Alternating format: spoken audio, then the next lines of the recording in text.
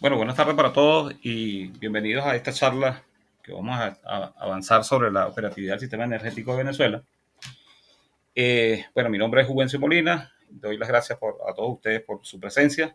Bueno, esta es una actividad que, por invitación del colega Antonio Navas, nos estamos apoyando para efectos de lo que es dar una explicación, digamos, somera de la situación contextual de lo que está pasando con el sistema energético de Venezuela y opciones que podemos tener en cuanto a, desde el punto de vista no solamente eléctrico, sino también desde el punto de vista de sistemas de combustibles, que es uno de los aspectos críticos que realmente están afectando la operatividad de lo que se conoce como el modelo hidrotérmico. La parte térmica tiene problemas, ya lo sabemos, los problemas de mantenimiento, de lo que es la condición electromecánica, pero hay un aspecto muy importante que está también haciendo bastante efecto, que es el tema de la deficiencia en suministro de combustible.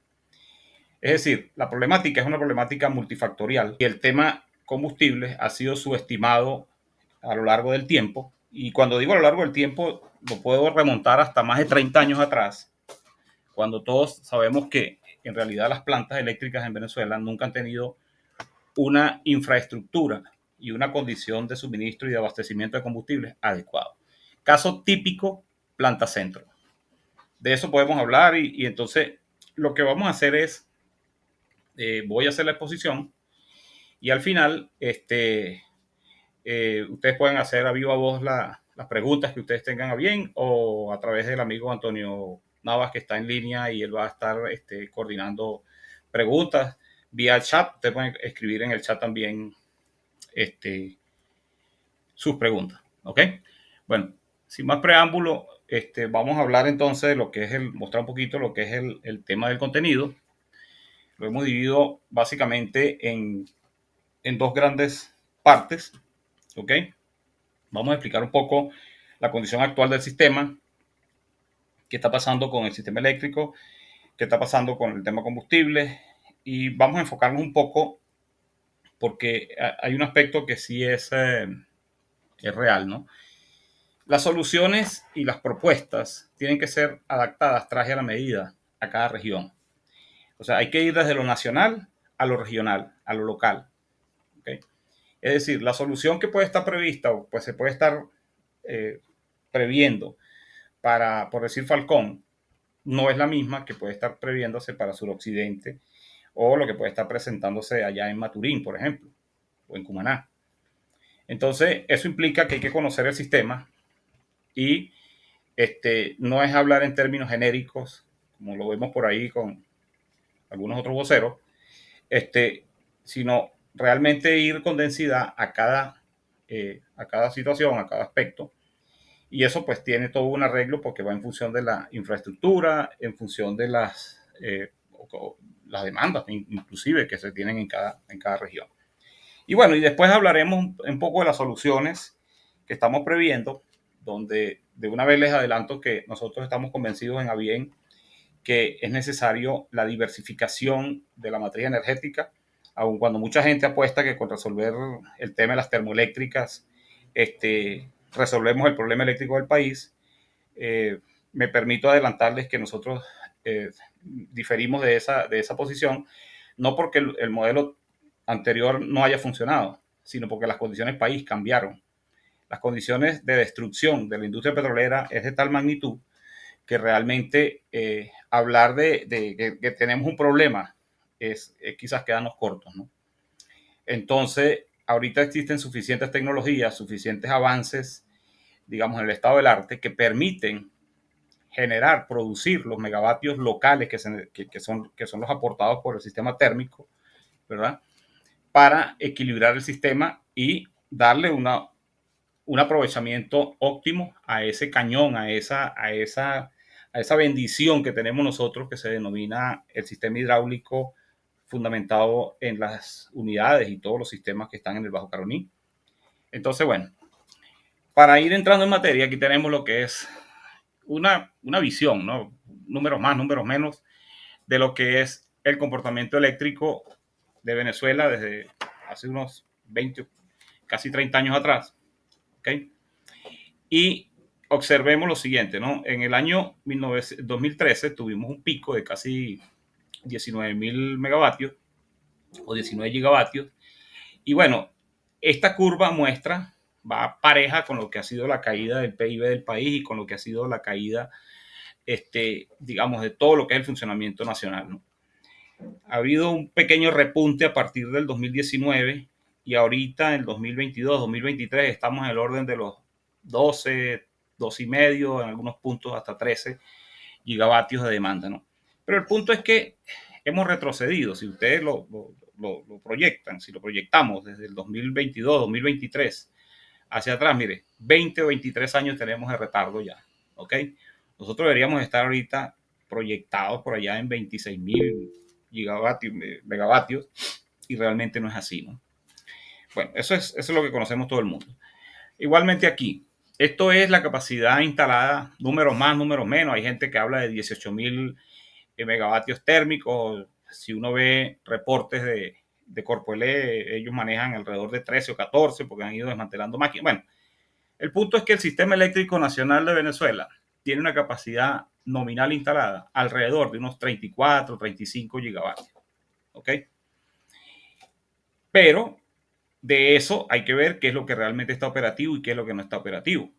Entonces observen, si nosotros apreciamos el modelo es totalmente hidrotérmico, donde está prácticamente 50-50, hay alguna pequeña, digamos, un aporte de algo eólico que en teoría deberían ser 100 megavatios y todos sabemos que no es así. Bueno, no estoy considerando aquí ni siquiera el bluff ese que hubo allá en La Guajira, ¿no? Pero dentro de lo térmico está lo que son las termoeléctricas convencionales, digamos, grandes, y está lo que se denominó la generación distribuida, que en teoría existe. No han ocurrido ninguna notificaciones de desmantelamiento ni de desactivación de esos sistemas, pero la verdad es que son un poco más de 1 gigavatio instalado que realmente no operan. ¿Ok? Esto que está acá muestra cuál ha sido el comportamiento operativo del sistema eléctrico a partir básicamente del apagón del 2019. ¿Okay? Aquí ustedes tienen lo que es la capacidad en verde, lo que es la capacidad total del sistema eléctrico. En azul tenemos lo que es la capacidad hidráulica. En amarillo pusimos perdón, no sé qué está pasando aquí. En amarillo tenemos la capacidad, en este caso térmica, y en negro lo que sería el comportamiento aproximado de demanda. Observen que en enero del 2019, teníamos un comportamiento en equilibrio relativamente, ¿no? El sistema, la capacidad total del sistema eléctrico estaba por encima de la capacidad de la demanda, ¿no? Teníamos una capacidad aproximadamente de unos poco menos de 15 gigavatios en servicio y la demanda estaba alrededor de unos 10.5, pongámosle 11 gigavatios, ¿no? Se tenían operativos unos 11.7 gigavatios hidráulicos y unos 3 gigavatios térmicos. ¿Ok? Sin embargo, todos sabemos lo que ocurrió entre marzo y abril del 2019 y se cruzaron las curvas. ¿Ok? Entonces quedó la demanda por encima y por supuesto comenzó un racionamiento que ya el racionamiento en algunos casos existía, ¿verdad? Ya existía racionamiento, sobre todo allá en la zona de suroccidente principalmente, porque antes de marzo, porque ha sido tradicionalmente hay limitaciones desde el punto de vista de lo que es el aporte de energía del sistema eléctrico hacia el sistema de suroccidente y todos sabemos que las unidades hidráulicas de suroccidente son estacionales. O sea, ellas no están diseñadas para tener un aporte de carga plana como es el caso del Guri, que realmente es una facilidad que permite, digamos, una capacidad de generación hasta por 3 años, ¿no? Y ahí tienes la cascada entonces de las otras unidades. Eso no ocurre en las unidades o en las centrales de generación que están allá en los Andes. Además de eso, que tradicionalmente los Andes ha estado restringido por diferentes razones, principalmente por incapacidad y por falta de infraestructura en su suministro de combustibles para las plantas térmicas. Les mencionaba aquí sobre esta lámina, digamos que a partir de marzo del 2019, al cruzarse las curvas, pues ha existido una banda de racionamiento que ha oscilado, ¿no? Eso ha ido cambiando entre un 14 y un 23% de la demanda. El sistema eléctrico realmente no ha levantado cabeza, ¿no? Si ustedes observan el comportamiento del sistema térmico, observen, se ha mantenido prácticamente en veremos desde el 2019. Y esto es originado, ¿por qué? Por falta principalmente de combustible. O sea, es verdad, tenemos problemas de mantenimiento, pero de nada sirve levantar unidades térmicas si tú no tienes aporte de combustible. Entonces, la causa fundamental de este comportamiento casi plano del sistema térmico es simplemente no tienes cómo mover esos equipos. Bueno, podemos pasarla rápido. Digamos, esto fue lo que dice la introducción. Esto es el comportamiento de la demanda. ¿Esta no la habían visto tampoco? No. Ok, aquí les estoy mostrando. Bueno, entonces, bueno, disculpen, porque estos son como los fantasmitas que tenemos por ahí, ¿no? Observen el comportamiento de la demanda, ok, histórica. Y aquí les decía, desde el año 2000, si proyectamos 2021, 2022, 2023, esto está proyectado a mayo del 2023, ahorita se habla de unos 12.500, 13.000, bueno, ok. El punto es que estamos muy lejos, observen el gap que existe entre lo que ese punto pico que tuvimos en el año 2013, que son casi 19 gigavatios, a un promedio ahorita que tenemos, pongámosle 12.000 o 12 gigavatios, ¿verdad? O sea que tenemos por lo menos un gap de 7 gigavatios ahí, que, ojo, en un término de recuperación país, eso genera un tremendo problema. ¿Por qué? Porque estos switches, estos equipos, esta maquinaria existe. O sea, si tú le das posibilidad al país de que prenda esa maquinaria, pues eso va a ser demanda que no estamos seguros que el sistema tenga capacidad de reaccionar en estos momentos, en las condiciones actuales, para justamente volver a soportar ese consumo, ¿no? Entonces, bueno, aquí pueden ver ustedes un reflejo de lo que ha sido la situación país. O sea, la demanda eléctrica y el histórico de la demanda demuestra lo que ha sido la situación de crisis país desde que todos conocemos, ¿no? Entonces, observen cómo cae a partir del año 2013, 2014, se viene en picada, ¿ok? Toma un fondo aquí en el 2019, levanta un poquito, pero fíjense cómo ahora ya estamos en una condición plana en cuanto a incapacidad realmente de atender una demanda creciente. ¿Ok? Porque este síntoma aquí lo que nos muestra es la incapacidad del sistema para soportar crecimiento de demanda. Y esto es preocupante, muy preocupante. Aquí está lo que les mostraba. Por favor, si no están viendo la lámina, si no avanza, ustedes me lo notifican y lo corregimos, ¿ok? O buscamos la manera de dar la vuelta a esto. Lo que les decía de la capacidad instalada, ¿ok? Unos 34 gigavatios, donde estamos más o menos 50-50 hidráulico térmico, y ese es el famoso modelo hidrotérmico tradicional de Venezuela. Y aquí estaba la lámina donde estábamos trabajando entonces la conversación, que fue donde nos encontramos que no avanzaba. Entonces, observen, racionamiento permanente, casi decretado por razones funcionales, operacionales del sistema a partir del año 2019 con el apagón nacional que hubo. ¿Ok? Y esa banda pues oscila. Eso no ha cambiado. ¿Ok? Aquí lo cortamos nosotros en el 2020. Usted puede proyectar esto exactamente igual al 2023 y eso no cambia absolutamente nada. El comportamiento hidráulico se mantiene más o menos al orden de los 8 gigavatios. El comportamiento térmico se mantiene más o menos alrededor de los 2.5 gigavatios. ¿Ok? Ahí tiene los 10 gigavatios, 11 gigavatios que puede aportar el sistema eléctrico nacional. Más nada. Entonces, la demanda, por supuesto que puede llegar a ser superior, pero obviamente el sistema no está en capacidad de resolverlo y eso se refleja aquí. En la lámina número 6 mostramos en enero del 2023, con datos firmes del sistema, ¿ok? Fíjense que ya dejamos atrás el apagón del 2019, estamos en el 2023, y tenemos la operatividad en la foto, porque tomamos en ese momento, enero de 2023, la podemos tomar en mayo, la podemos tomar en julio, eso no cambia, ¿ok? Tenemos la térmica en 2.364, o sea, un 13% de la capacidad instalada nacional es lo que aporta el sistema térmico, la capacidad térmica. Y el hidráulico está más o menos en 7.5 gigavatios, ¿ok? Y en realidad, si estamos hablando de una capacidad de 34 gigavatios y podemos aportar 10, 11 o 12 gigavatios, pues estamos hablando de un tercio de la capacidad operativa. La operatividad del sistema eléctrico en este momento es un tercio de la capacidad instalada. Eso es todo. ¿Ok? Esto que está acá les muestra un poco, de una manera rápida, lo que son los arreglos troncales del Sistema Nacional de Venezuela. ¿Ok? Donde tenemos aquí en magenta lo que es el sistema de 765, las 7 subestaciones de 765. Y tenemos las interconexiones en diferentes niveles de tensión de 400, 230. Y esto que está en azul aquí, que aparece en 115, en realidad es una línea que va desde San Jerónimo hasta allá, hasta Puerto Ayacucho, que está hasta Cabruta. Está construida en 230 kV, pero está energizada en 115, ¿ok? Porque aquí en San Jerónimo no existe patio de 230. Entonces, obviamente, este es el arreglo. Entonces, como ustedes pueden observar, Falcón, por ejemplo, está en lo que se denomina sistemas cola.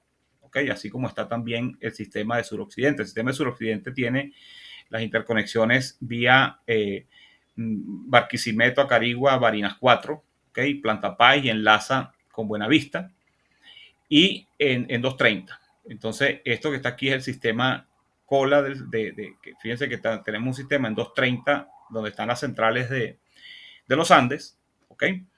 Y eso pues existe una debilidad, un nexo muy débil aquí en cuanto a capacidad, la capacidad de transferencia realmente del sistema eléctrico hacia suroccidente no llega a 300 megavatios en este momento, ¿ok?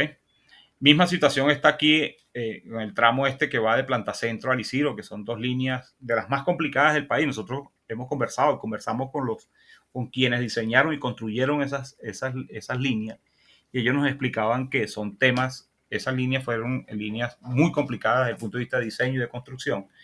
Y si después entonces el mantenimiento ha sido pobre, pues entonces la cosa, pues, en los últimos tiempos, pues, ha sido pobre, pues, eso complica mucho la situación.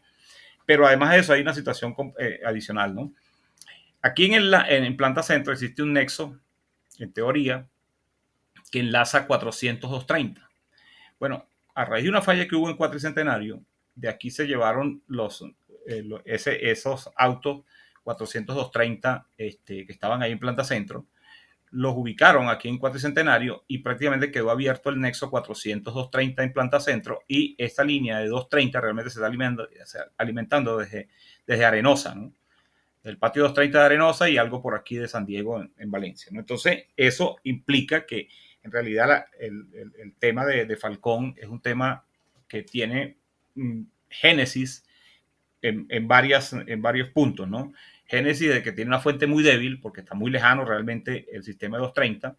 Además de eso, existe un nexo débil aquí entre Coro y Paraguaná, etcétera. Pero bueno, de eso vamos a hablar un poco más adelante. Esto simplemente es un refrescamiento ahí de cómo está distribuido, pues, el arreglo en cuanto a sus estaciones, en cuanto a líneas de transmisión y subtransmisión y capacidad de transformación instalada, ¿no?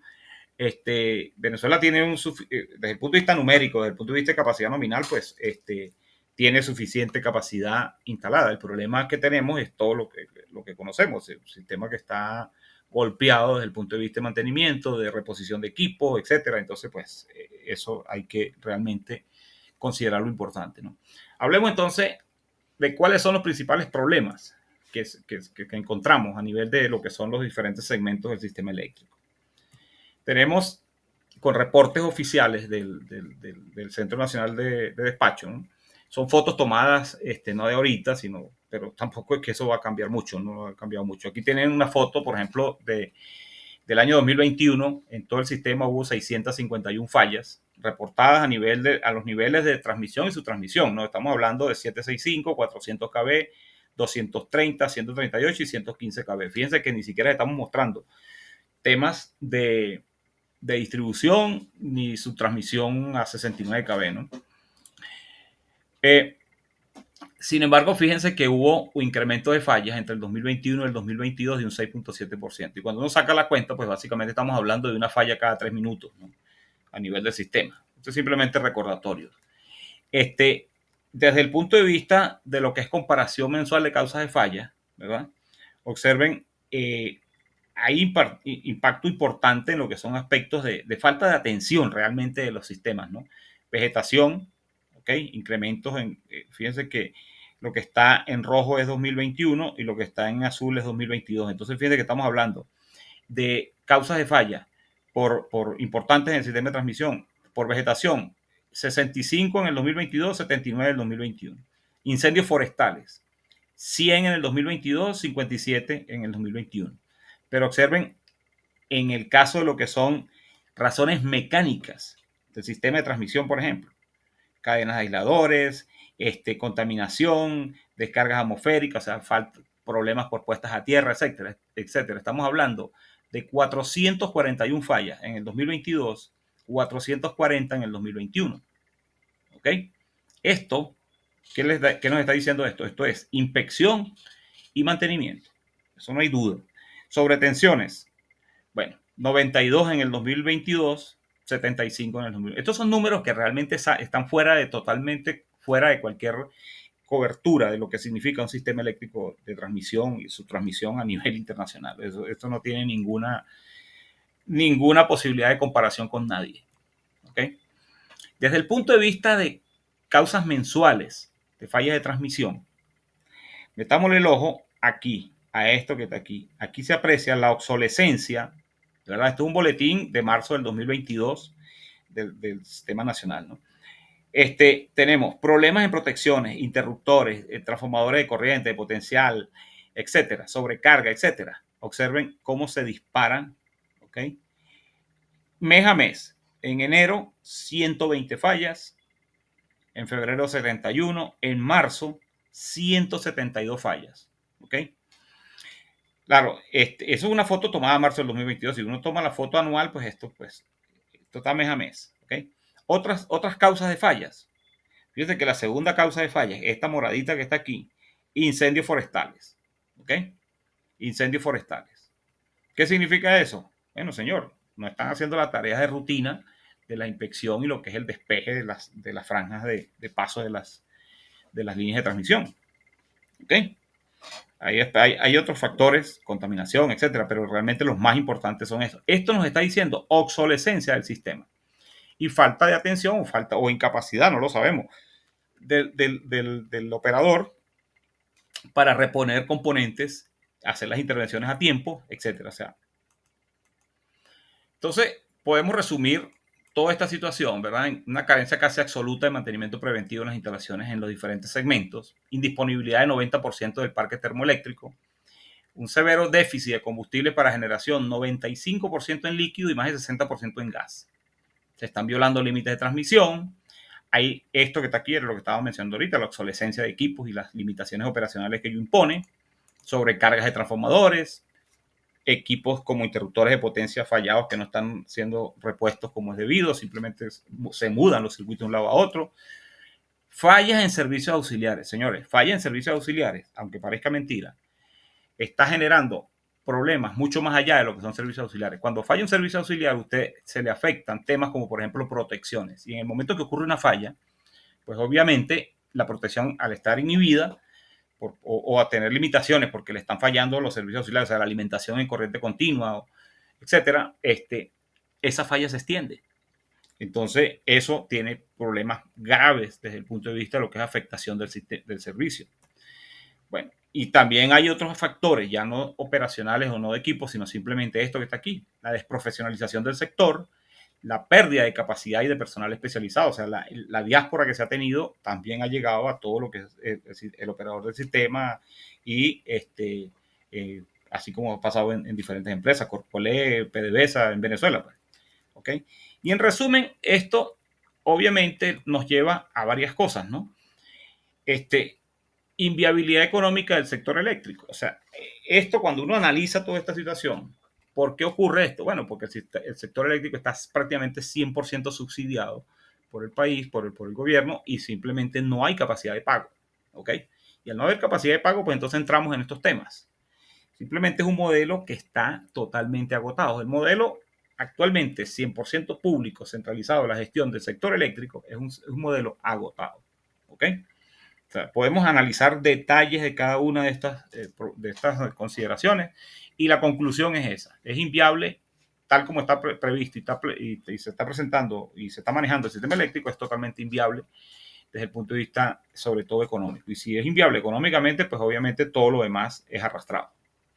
Esto simplemente es como un recordatorio de lo que está pasando a nivel de lo que ahora es generación, ¿verdad? Esto que está aquí es una foto que personalmente la tomé hace ya en el 2021, pero eso no ha cambiado, al contrario, más bien se ha agravado, porque ahora la capacidad, por ejemplo, de la central de Tacoa, la unidad 9, que son 400 megavatios, está, por ahí en las redes corrieron fotografías y diferentes, digamos, informaciones sobre su desmantelamiento, su chatarreo. O sea que esa capacidad de 1320 megavatios que tenía originalmente Tacoa ya no son 1320. Y además de eso, las otras unidades que están ahí, que en este caso es la parte de Picure y las barcazas, bueno, pues tienen unas operaciones intermitentes, ¿no? En algún rato operan, otro rato no operan, y generalmente es por razones de déficit de gas, ¿no? Hay razones mecánicas, pero la principal es que no tienen suficiente gas. Desde el punto de vista de mantenimiento, podemos hacer barridos históricos. Y aquí les voy a mostrar, por ejemplo, qué pasó en Planta Páez, por ejemplo. Fíjense esta fotografía de septiembre del 2017. Desde el 2015, 2016, Planta Páez entró en mantenimiento, de revisión, para mejoras, etcétera. Cambios de sistemas de control de las unidades, etcétera. Esta fue la foto en septiembre del 2017. Esta fue la foto en febrero del 2020. En julio del 2022, Planta Páez operó al 20% de su capacidad, apenas 50 megavatios de 240. En enero del 2023 estaba prácticamente paralizada. 4.2% de su capacidad, 5.7 megavatios de 240 megavatios instalados. Es decir, que Planta Páez tiene aproximadamente 8 años que no aporta energía al sistema eléctrico nacional. Y esto está ubicado en suroccidente, una de las regiones más afectadas, más castigadas por todo lo que es la crisis del sector eléctrico. Esto que está aquí son simplemente referencias que hemos tomado a lo largo del tiempo. Esto que está acá es la subestación de la planta La Mariposa y hay una unidad de generación que está fuera de servicio, ¿verdad? Y realmente es una unidad que es bien importante porque ahí está el sistema de bombeo de agua, que si estuviese operativo, la generación, en el caso de apagones, etcétera, que siempre ocurren, bueno, pues el sistema de bombeo, tú puedes tomar agua del embalse La Mariposa y, bueno, seguirlo distribuyendo a Caracas mientras se resuelve la situación aguas arriba. Pero eso no está ocurriendo. Entonces, la problemática, por ejemplo, de ahora resulta que en Caracas la noticia es no hay agua porque hay apagón. No, no hay agua porque no están haciendo las cosas como es debido. Simplemente los embalses como la Mariposa están inhabilitados, el embalse La Pereza está inhabilitado. Entonces, esos embalses están diseñados que se denominan embalses de compensación, ¿verdad? Para suministro cuando tienes pérdida de alimentación. Entonces, tienen que bombear directo desde los valles del Tuy hacia Caracas. Pero ¿qué pasa? Bueno, cualquier bamboleo del sistema eléctrico que atraviesa las líneas de 400 kV que atraviesan en Guatopo, por ejemplo, que vienen de allá de San Jerónimo a Santa Teresa, bueno, simple y llanamente se pierde el sistema de bombeo, se les desempaca la tubería y se quedó Caracas sin agua. Eso es un ejemplo y estamos hablando de la capital. Estos son históricos de cuál es el comportamiento y esto lo podemos, esta foto la podemos traer del 2019, la podemos traer ahorita y vamos a encontrar cosas parecidas en diferentes redes. En este caso, la línea de 230 que alimenta a Carigua, Barinas 4, o sea, la entrada, una de las dos entradas que tiene el sistema eléctrico nacional en su interconexión para suroccidente. Esto es un ejemplo barrido ahora hacia, vámonos para oriente, la situación de una subestación importante allá en el sur del estado Monagas, ¿verdad? Subestación Barrancas, 115-34.5, desvalijada, pero eso que está ahí lo podemos revisar y existe en diferentes lugares del país. ¿Ok? Estas condiciones, fíjense, transmisión troncal en Caracas, en la zona de Montalbán, observen cómo se han ido perdiendo perfiles de las líneas de transmisión y de su transmisión que conforman lo que se denominan los anillos de la ciudad, ¿ok? Y evidentemente pues, esa debilidad estructural pues tiene a borde de colapso. ¿Y esto qué es? Simplemente falta de inspección, falta de actuación en su momento. Esto que está aquí, eso fue una caída de una torre en el año 2018 en plena autopista regional del centro en la subestación San Ignacio en Maracay, y eso se mantiene así. O sea, la torre por supuesto la quitaron de ahí, etcétera, pero la línea nunca la repusieron. O sea, dejaron abierto el nexo entre San Ignacio y la central, en este caso la Cabrera, que está ahí cerca del túnel del túnel de la Cabrera. ¿Ok? Entonces, y esto que está aquí, Caracas otra vez. ¿Por qué pongo Caracas? Bueno, porque se supone que es lo que tienen perfectamente habilitado. Bueno, si eso ocurre en Caracas, ahora imagínense el resto del país. Observen esto. Red de distribución en la zona de Latillo. 26 de julio del 2021, observen cómo estaban los postes full. Y esto es en la avenida principal. ¿Ok? Cualquiera lo puede venir a revisar. Full de monte. Junio del 2022, un año después. Los mismos postes, el mismo Montarascal. Abril del 2023, los mismos postes, el mismo Montarascal. Es decir, 2021, 2020, 2 años. Y no habían cortado el monte de los postes. ¿Ok? Lo hicieron ahorita en julio. ¿Ok? Hicieron pique y poda a nivel de ese circuito y otro circuito más de aquí del municipio. Y se redujo casi en 50% la frecuencia de fallas aquí en la zona de Latillo. Entonces, ¿qué significa eso? Señores, no estamos hablando de alta tecnología, no estamos hablando, sino simplemente de implementar planes realmente de intervención en los aspectos claves del sistema para realmente ir resolviendo situaciones que, si bien se pueden decir que son puntuales, se colabora muchísimo. Porque de nada sirve que usted le meta mano duro al sistema de transmisión y usted no haga nada con el sistema de distribución.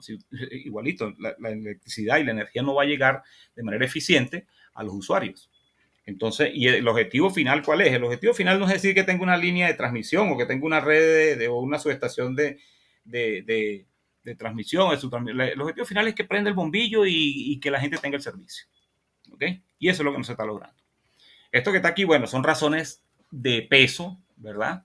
Que han causado que realmente en estos momentos, cuando ocurre una falla importante o una falla incluso a nivel de distribución, Corpoelec no tiene capacidad de reposición de equipos, de componentes, y en muchos casos, no son pocos los casos en los cuales incluso los ciudadanos han tenido que, de ellos de su bolsillo, comprar los equipos o de alguna manera llegar a algún arreglo para efectos de reposición de algún transformador o algún componente importante. Y es porque han ocurrido eventos bastante serios a nivel de lo que son almacenes, a nivel en diferentes partes del país. Esto que está aquí, podemos mostrarlo, fue algo que sucedió en los almacenes de Macagua en el año 2018. Por supuesto que todo eso lo han mantenido, ¿cómo se dice?, en temas confidenciales, ¿no? Hablemos entonces de algo por lo cual quizás muchos de los aquí presentes vinieron a esta charla, ¿no?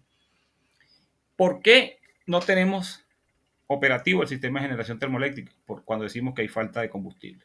Miren, si nosotros quisiéramos reactivar 10 gigavatios de generación térmica del país, porque tenemos aproximadamente unos 18 gigavatios instalados, recuperar 10 gigavatios implicaría que esa capacidad de 10.000 megavatios requiere aproximadamente poco menos de 2.500 millones de pies cúbicos de gas si lo estuviéramos moviendo todos con gas. Estos números son simplemente para que usted tenga una referencia de lo que significa abastecimiento de combustible para el sector eléctrico. Si quisiéramos hacer todo con gas, son 2.500 millones de pies cúbicos. Si lo quisiéramos hacer con diésel, son casi 300.000 barriles de petróleo, de diésel.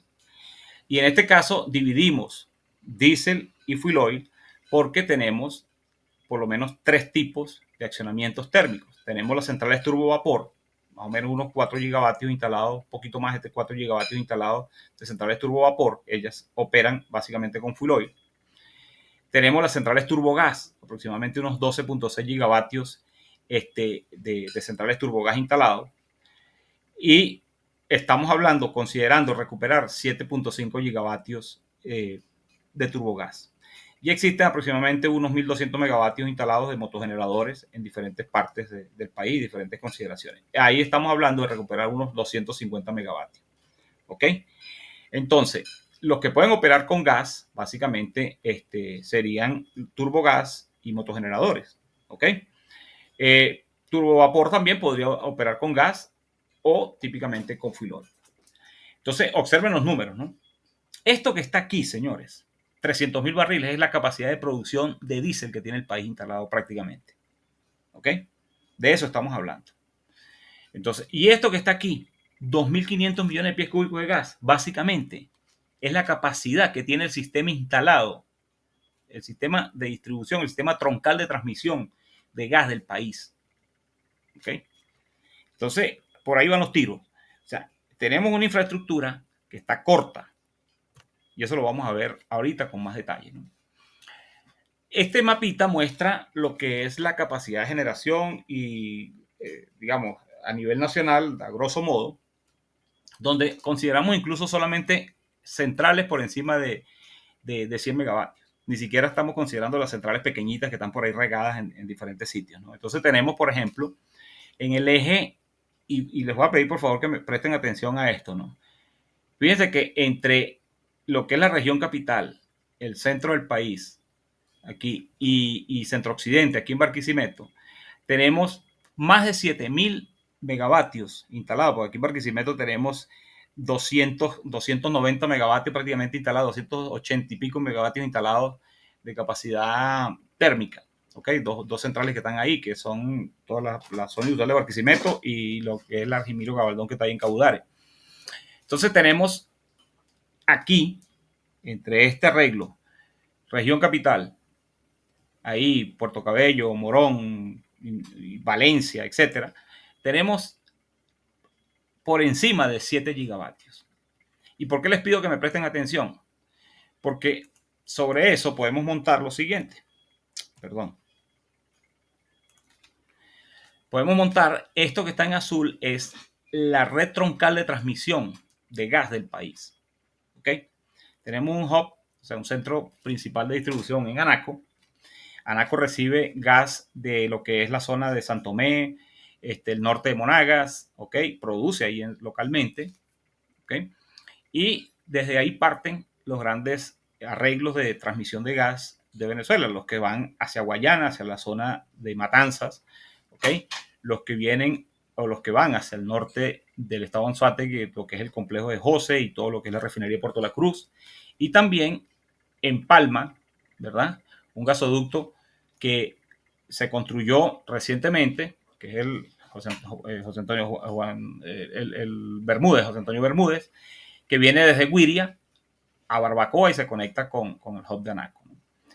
Este gasoducto, ¿verdad? Tiene como, digamos, finalidad transportar para el mercado interno el gas que se debería producir en esto que se denominan, que ha sonado muchísimo en los últimos en semanas recientes, ¿verdad?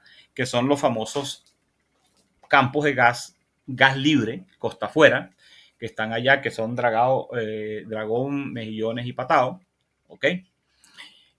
Ahí no se ha producido una molécula de gas hacia el país, ¿ok? Ahí hay una planta que se llama PAMI, que es la planta de acondicionamiento para el mercado interno, que fue reportado hace varios años atrás una construcción de hasta el 95% y nunca entró en servicio. Y nunca entró en servicio porque tampoco entró en servicio el gasoducto que viene costa afuera, por diferentes razones. Parece que hay problemas de diseño.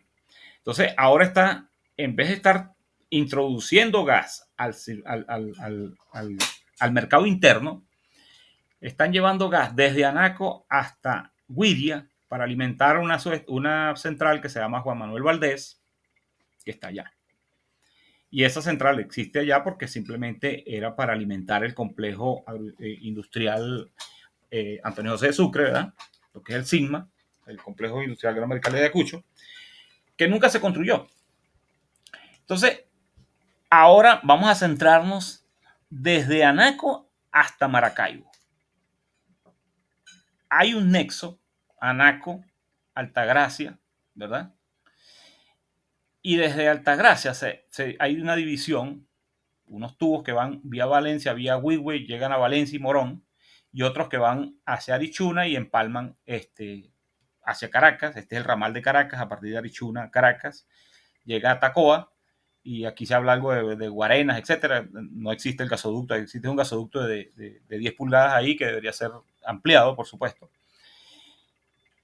Y aquí entonces tenemos el suministro para Maracay, para Valencia, para Puerto Cabello, para Barquisimeto. El empalme que está aquí se conoce como el ICO, que va desde Morón hasta una central o una zona de válvula que se llama Río Seco, que está allá en Falcón, ¿ok? Y de ahí viene el famoso tubo que va para el Zulia. Ahí se empalman los tubos que vienen de La Perla o que vienen y Paraguaná está aquí arriba. Entonces, quien está realmente aportando gas al país en este caso son La Perla y lo que se produce aquí en Anaco, lo que se produce en el norte de Monagas, que prácticamente es la distribución hacia el país. Pero presten atención a este pedacito aquí, ¿ok? Y mejor dicho, desde Anaco hasta Morón, ¿ok? ¿Qué pasa ahí? Ya vamos a hablar de eso. Observen cuál ha sido el histórico de la producción de combustibles del país. En el año 2011 teníamos una producción de gasolina de alrededor de unos 350,000 barriles. De diésel, poquito menos, unos 320. ¿Okay? De fuel oil, teníamos unos 250,000. Y esto que está aquí son otros productos, YA1, etc. Vamos a concentrarnos en los que nos interesan para efectos de lo que es sistema eléctrico. Observen cómo ha caído, cómo cayó la producción desde el 2011 hasta el 2020 y esto se mantiene en 2023. ¿Ok? Entonces, por supuesto que y esto es básicamente el reflejo de lo que es el colapso de la industria petrolera. ¿Ok? En este caso, las plantillas de refinación. Tenemos bastante rato escuchando la intermitencia operacional de las refinerías. ¿Ok? Donde en algunos casos operan al 10% de su capacidad instalada, en otros casos operan al 20%, pero nunca han superado el 20%. Nunca han superado en los últimos tiempos, ¿no? Estamos hablando a partir de 2015 hacia adelante. Entonces, y en este momento pues siguen operando en la misma condición. Aquí se habla de una operación de un 10% aproximadamente de las refinerías y esa es la razón por la cual vemos ese montón de cola y esa tragedia que tenemos a nivel nacional donde no podemos ni siquiera repostar combustible para salir de viaje a visitar a nuestra familia.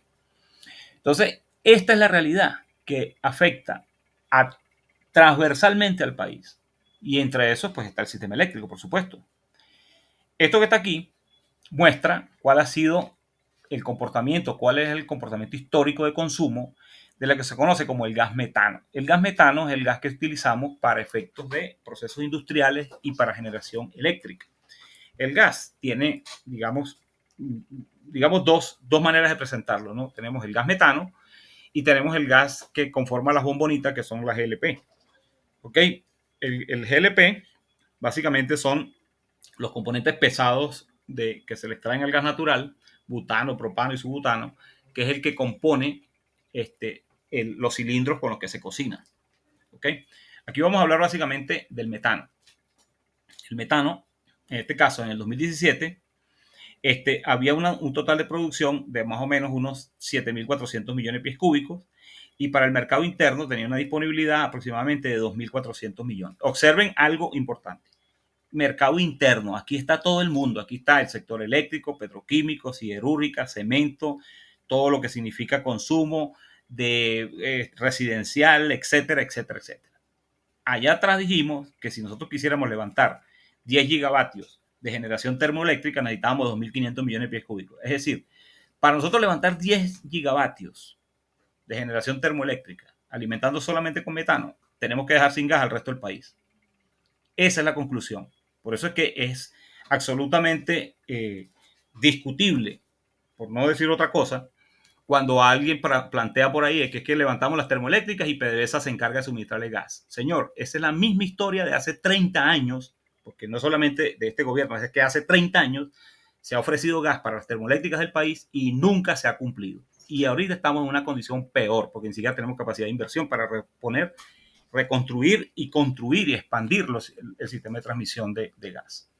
En el año 2019, entonces ya comenzó a sentirse, ¿verdad?, el efecto de la disponibilidad de gas para el mercado interno y por supuesto ya se aprecia la caída de producción. Y observen el consumo del sector eléctrico. Casi un 40% en el 2017, un 33% aproximadamente en el 2019. Es decir, el sector eléctrico es un gran consumidor de gas metano y está en el orden, ¿verdad?, de entre 30 y 40% su consumo. Bueno, si tenemos 2.500 millones, si usted le pone, pongámosle, por ponerle bastante, 40%, pues estamos hablando de casi 1.000 millones de pies cúbicos. ¿Okay? Eso es lo que realmente se le puede aportar al sector eléctrico, porque esa es la capacidad de los tubos. ¿Okay? Para entrar más en detalles, podemos revisar incluso las capacidades operacionales de las redes de transmisión de gas del país. Observen aquello que les dije que me prestaran atención en el tubo Anaco, Caracas, Barquisimeto. Ese es el que llega a Falcón y el que va para el Zulia. ¿Ok?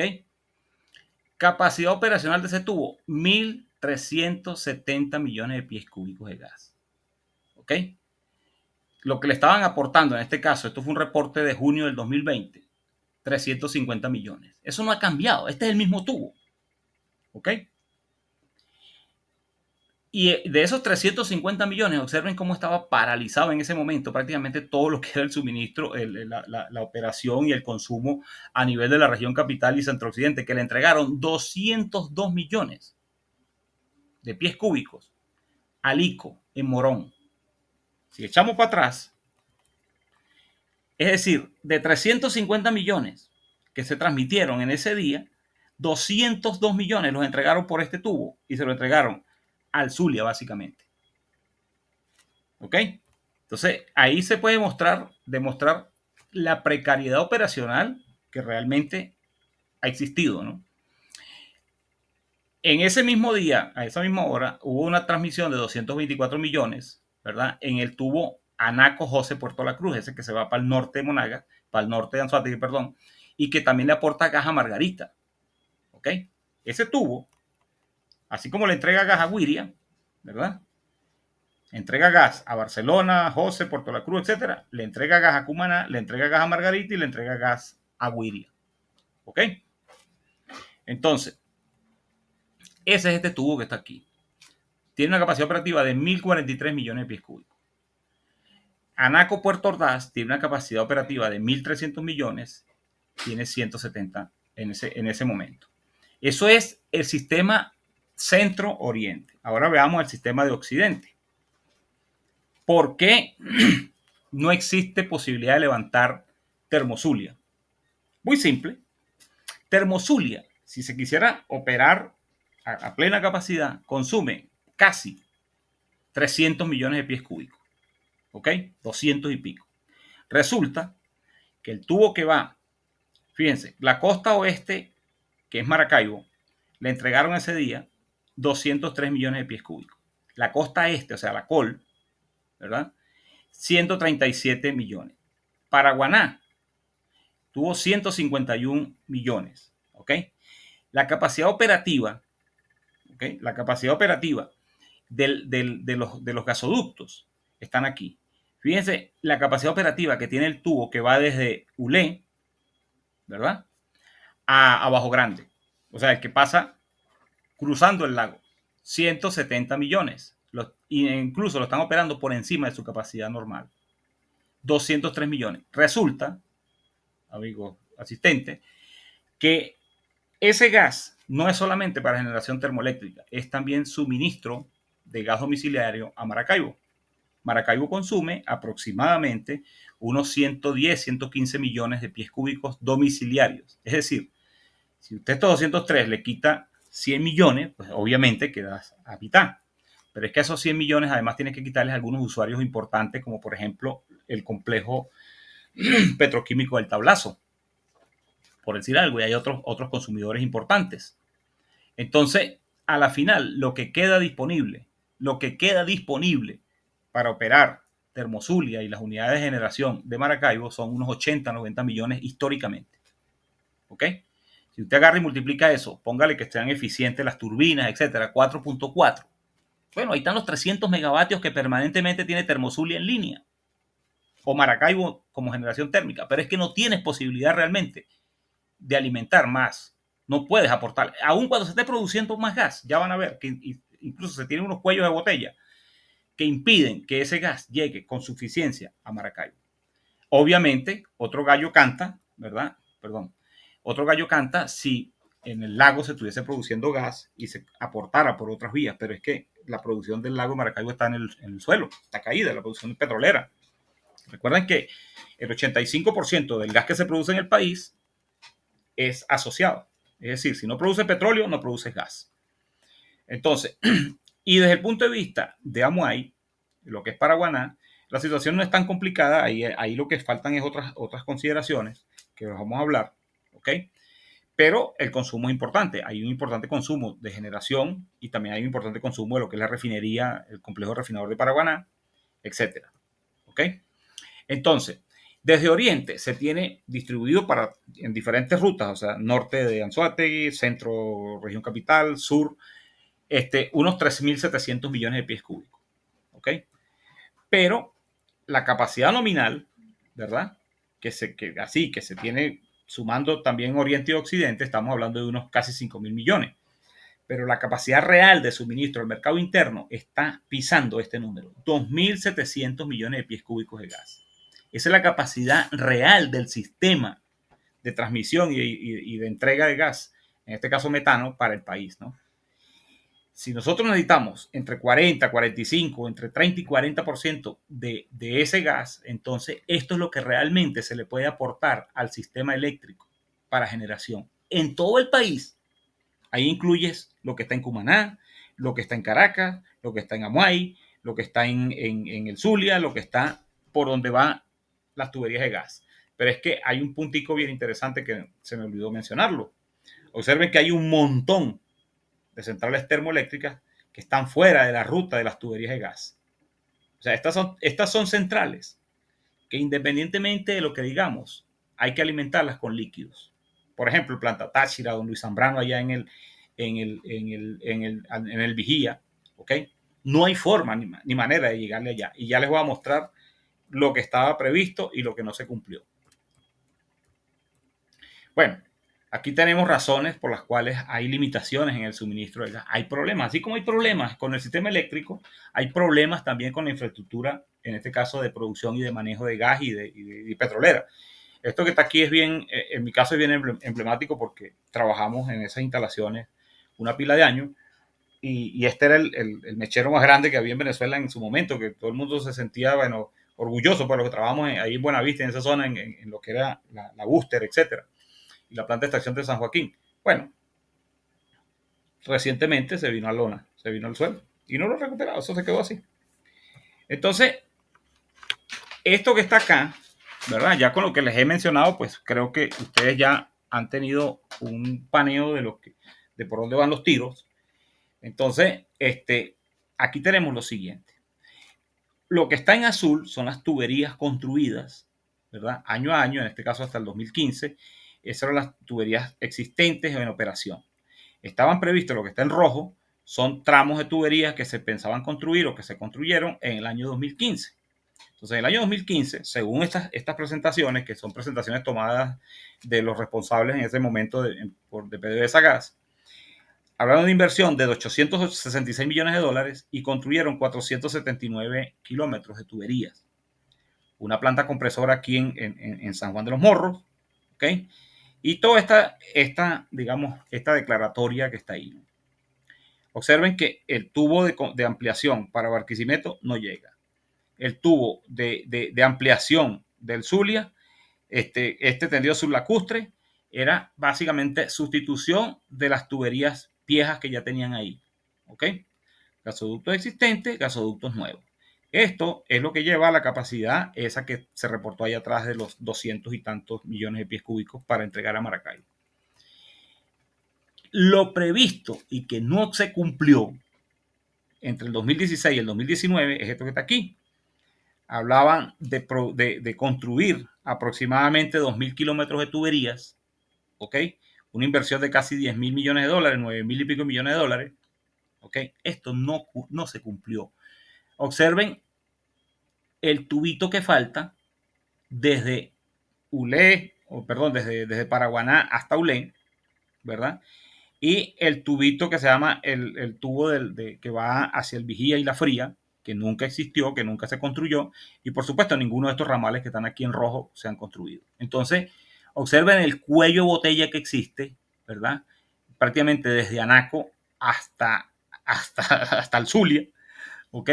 En diferentes razones. Usted puede producir el gas que sea, pero observe qué pasa cuando usted llega a la altura de Valencia, Maracay, Guacara, Morón. ¿Por dónde pasa el gas? No tiene los tubos, ¿ok? Entonces, no hay manera de que usted le pueda incrementar suministro de gas a Planta Centro, a la refinería del Palito, que usted pueda decir que le voy a llenar el tubo de ICO, que es un tremendo tubo que va de Morón hasta allá, hasta Río Seco, etcétera. E incluso ni siquiera puedes activar ahí las unidades que tienes en Barquisimeto porque simplemente no tienes el tubo, tienes que completarlo. ¿Ok?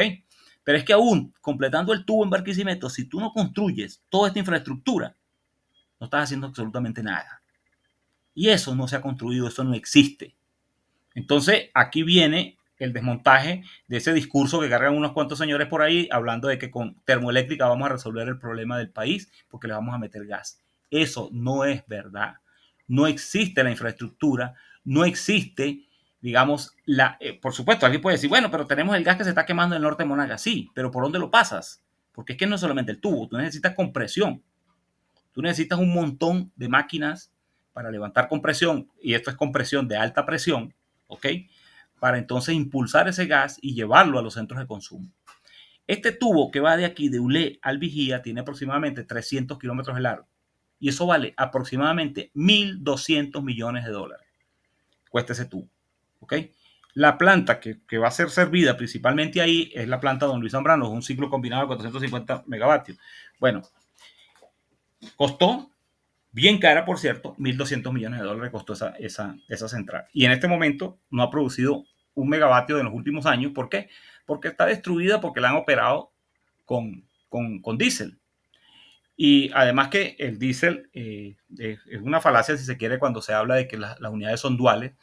Y la gente piensa que la dualidad de una turbina es que puedes operar indistintamente con gas o con diésel. En este caso son turbinas de tipo aeroderivadas, donde esa dualidad es prácticamente un 80-20. O sea, puedes operar 80% del tiempo con gas, 20% con líquidos. ¿Okay? Si usted hace una operación 100% con líquidos, usted destruye esa unidad en muy corto tiempo. Y eso es lo que ha sucedido en diferentes partes del país. ¿Ok?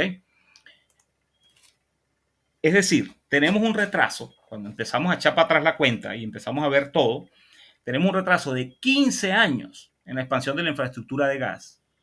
Hay un déficit de más de 2.000 kilómetros en gasoductos y un monto aproximado, así en términos cortos, de por lo menos 8.000 millones de dólares. En un país que no llegamos a 6.000 millones de dólares en reservas internacionales.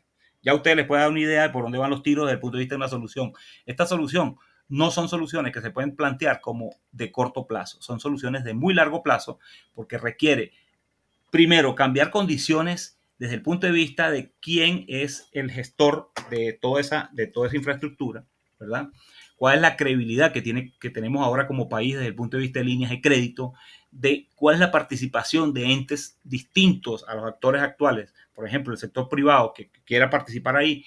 Las leyes nuestras impiden realmente una participación abierta, completa del sector privado para llegar y decir, bueno, privatizo todo eso. Eso no es verdad tampoco, porque tenemos leyes candado, como la ley de hidrocarburos. Alguien me puede decir, bueno, pero es que la ley de hidrocarburos gaseoso sí es posible hacerlo.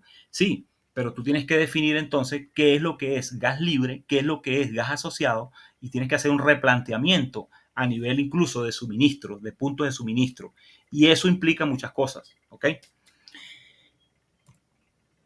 Si nosotros continuamos avanzando y nos centramos un poquito en la situación de Falcón, ya les mostré allá la línea eléctrica y les mostré el tema de lo que es eh, las tuberías de gas, ¿no? Falcón tiene, por supuesto, la realidad que todos, la mayoría quizás que están presentes aquí, que conocen que es la indisponibilidad electromecánica de centrales termoeléctricas mayores, Josefa Camejo, y en este caso el bloque 8 o el bloque E8, que era la antigua Yenevaca, que está dentro del CRP, ¿ok? Pero se tienen cosas graves como por ejemplo lo que es el desmantelamiento prácticamente total de lo que es la planta Coro y quizás también algo en la planta Punto Fijo, ¿no? Los 105 megavatios de punto fijo. Entonces, Eso ha conducido a que no se dispongan realmente de megavatios locales suficientes para alimentar la demanda de, en este caso, Falcón, en este caso, Paraguaná y también, si se quiere, Coro, ¿no? Porque al faltarle los 100 megavatios de planta Coro, pues entonces dependes exclusivamente de las líneas del Isiro, que de dos líneas está operativa una y con limitaciones, ¿no? ¿Por qué se llegó a esa situación? Bueno, por una situación que es una situación país. Planificación deficiente, proyectos inadecuados, obras inconclusas. Josefa Camejo debería ser un ciclo combinado, un cierre de un ciclo combinado de Josefa Camejo. Esos 450 megavatios se pueden incrementar prácticamente en 250, 300 megavatios adicionales. ¿Ok? O sea, puede ser una planta de 700 megavatios sin ningún problema. Con el mismo combustible, con el mismo consumo. ¿Por qué? Porque al cerrar el ciclo, pero no se ha hecho. Se tienen 3 unidades en ciclo simple ahí. ¿Ok? Casos como el parque eólico de Los Taques, que simplemente ahí hay problemas de diseño, problemas de incluso hasta de tecnología, porque tecnología obsoleta que se utilizó ya para los generadores, etcétera. No se han cumplido los planes de rehabilitación que se han anunciado N veces, no se han cumplido. ¿Ok? Y esto que está aquí. Cuando hablamos de déficit de combustibles, ¿por qué hablamos de déficit de combustible ahí en la zona de Paraguaná? Bueno, porque simplemente ahí se tiene un cañón, como es el proyecto Cardón 4. Ese es un proyecto que está en manos de la gente de Rexol y de Eni, ¿verdad? Pero el cual tiene unos acuerdos de pago de gas, de costo del gas, que se estima, porque tampoco hemos podido ver a ciencia cierta, pero según informaciones que tenemos por ahí, se habla de que es un pago de $4 el millón de BTU. ¿Ok?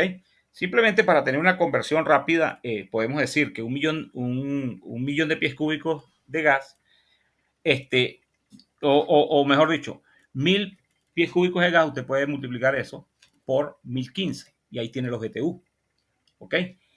Y entonces, ese consumo se queda corto porque realmente PDVSA tiene una enorme deuda con los operadores, en este caso Eni y Rexol, ¿ok?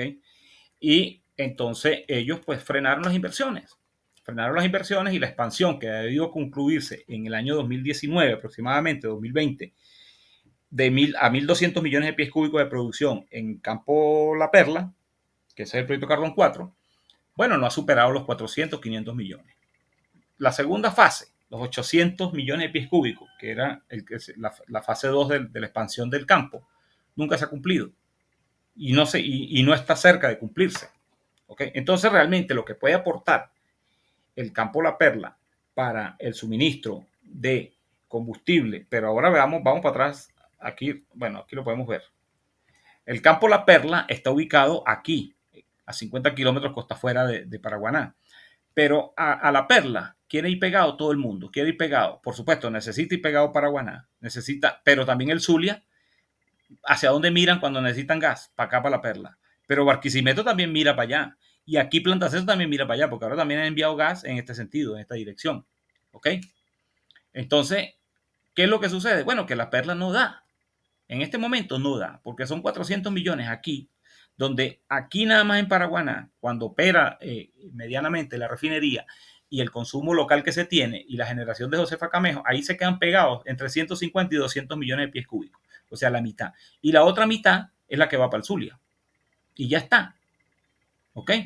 Esos son los 400 millones. Y por eso es que aportan lo que pueden desde Oriente por esta vía. Y por eso vieron ustedes allá en el balance de gas que hay un aporte aproximadamente de 150, 200 millones de pies cúbicos de Oriente para Occidente.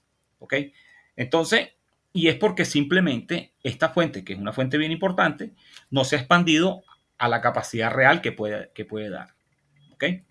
Entonces, digamos que esos son aspectos que desde el punto de vista funcional, realmente las centrales como Josefa Camejo es una central que realmente sí puede ser rehabilitada como central termoeléctrica a plena capacidad y ojalá se llegue a lo que es impulsar el cierre del ciclo combinado, ¿verdad? Porque con 100 millones de pies cúbicos que tú le aportes a Josefa Camejo, puedes tener 700 megavatios. ¿Por qué? Bueno, porque Josefa Camejo son 3 unidades, ¿verdad? Y esas 3 unidades, esos 300 o esos 450 megavatios, Esas son unidades modernas, nuevas, que se pueden poner a punto, en donde la eficiencia se puede llevar por encima de 4 veces lo que es la relación megavatio-millón de pies cúbicos de gas. Entonces, y si cierras un ciclo combinado, tú puedes llegar a tener ahí 700 megavatios que tranquilamente surten todo lo que es Paraguaná. Si a eso le sumas, por ejemplo, habilitar realmente lo que es lo que se conoce como el bloque 8, que es lo que es Genevaca, y hay 3 unidades de 100 megavatios que operan con líquido. Esas sí están diseñadas, eso es un turbovapor, ¿ok? Y esas sí son unidades que pueden operar, digamos, consumiendo fuel oil, ¿ok? Y esas unidades son más que suficientes para alimentar todo lo que es el complejo refinador de Paraguaná. ¿Ok? Entonces Josefa Camejo prácticamente queda como una unidad fuerte, tremenda, desde el punto de vista de suministro eléctrico para Paraguaná, y reforzando un enlace que existe en 115, punto fijo, Coro, puedes invertir y traer energía hacia abajo, hacia Coro. ¿Ok? Pero además de eso, Falcón tiene, digamos, propuestas para corto y mediano plazo que podemos analizar y que probablemente nos meta en una onda de lo que se denomina la necesaria diversificación de la matriz energética nacional. ¿Por qué? Porque como ustedes lo pueden estar observando, estamos claros de que la necesidad de inversiones para el país, desde el punto de vista de crecimiento de infraestructura y el tiempo que va a tomar, porque eso no se resuelve en 2 años, eso se resuelve en 10, 15 años. ¿Ok? Entonces, implica que tenemos que pensar en otras cosas. Y tenemos que pensar en otras cosas porque son cosas que son factibles, que son cosas que realmente pueden tener financiamiento, porque esa es la otra. El financiamiento para oil and gas a nivel internacional, a nivel de lo que son multilaterales, que son los financiamientos tradicionales típicos a los que acuden los países, está prácticamente cerrado. No es verdad que se pueda obtener financiamiento para oil and gas para propuestas de lo que es expansión, mejoras y reacondicionamiento de producción de gas, de producción de petróleo. Eso tiene que ir con financiamientos privados, donde evidentemente las condiciones país nuestras tienen que de alguna manera manejarse, porque si algo tenemos en déficit en este momento en el país es confianza país. Nadie cree en nosotros y por lo tanto pensar de que hay cola allá afuera para que vengan a invertir en Venezuela, eso no es tan cierto. Entonces tenemos que pensar en otras cosas. Y una de las cosas en las que hemos pensado, ¿verdad? Es, por supuesto, además de rehabilitar el sistema eléctrico existente, todo lo que hablamos ya del plantacentro Isidro, las subestaciones de su transmisión y distribución y todo lo que significa esas mejoras. Eso es caso base, por supuesto. Hay que voltear y revisar cuál es la manera de reorganizar el ente, en este caso el operador, que es Corpoelec, ¿verdad? Que todos sabemos que definitivamente falta gente, faltan componentes, falta dotación, falta de todo. Es necesario buscar maneras de incrementar de manera rápida, de manera contundente y de manera eficiente la capacidad de generación local, ¿verdad? Cuando hablamos de capacidad de generación local, ya lo habíamos explicado, significa lo que es recuperar bloque 8, poner arriba definitivamente la tercera unidad de Josefa Camejo y tratar de impulsar que esas unidades se mantengan operacionales, ¿verdad? Recuperar lo que sea posible en el parque eólico Los Taques, que ahorita hablan de 10 megavatios de su capacidad operativa. Buscar de alguna manera llegar a acuerdos de negocios, porque hay que llegar a acuerdos de negocios con el operador en este caso, del bloque La Perla y lo que es el Cardón 4, Eni Rexol, porque es necesario, es vital para Paraguaná y para el occidente del país incrementar el aporte de gas desde La Perla. No hay ninguna forma de pensar en soluciones desde el punto de vista de recuperando termoeléctricas sin ese aporte. Alguien me puede decir, bueno, pero ¿y por qué no le metemos gasoil a eso? Lo importamos. Bueno, señor, yo lo invito a que tire unos números de lo que significa, por ejemplo, accionar 400 megavatios de generación termoeléctrica a punta de gasoil. Póngalo barato, póngalo a 60 o a $65 el barril. Saque las cuentas y después hablamos. Entonces, una oportunidad es incrementar, implantar soluciones de generación alternativa, como por ejemplo lo que son soluciones eólicas, soluciones solares, fotovoltaicas flotantes, crear híbridos. Ahí en Falcón es un tiro al piso, decimos nosotros, crear proyectos híbridos solares eólicos. ¿Ok? Y vamos a citar un ejemplo de esa idea. Fíjense. Hay gente que piensa que el tema de las centrales solares y fotovoltaicas flotantes son así como cuentos de comiquitas, ¿no? No, no son ningunos cuentos de comiquitas.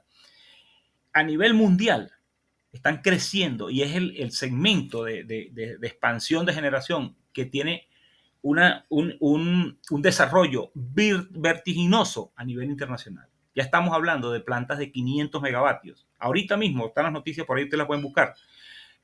Unas empresas de los Emiratos Árabes Unidos operando en Malasia construyeron entre el año 2019 y 2020, instalaron 150 megavatios flotantes. Ahorita acaban de acordar que la van a expandir a 500 megavatios. China tiene unidades de 350 y ya están hablando de los gigavatios instalados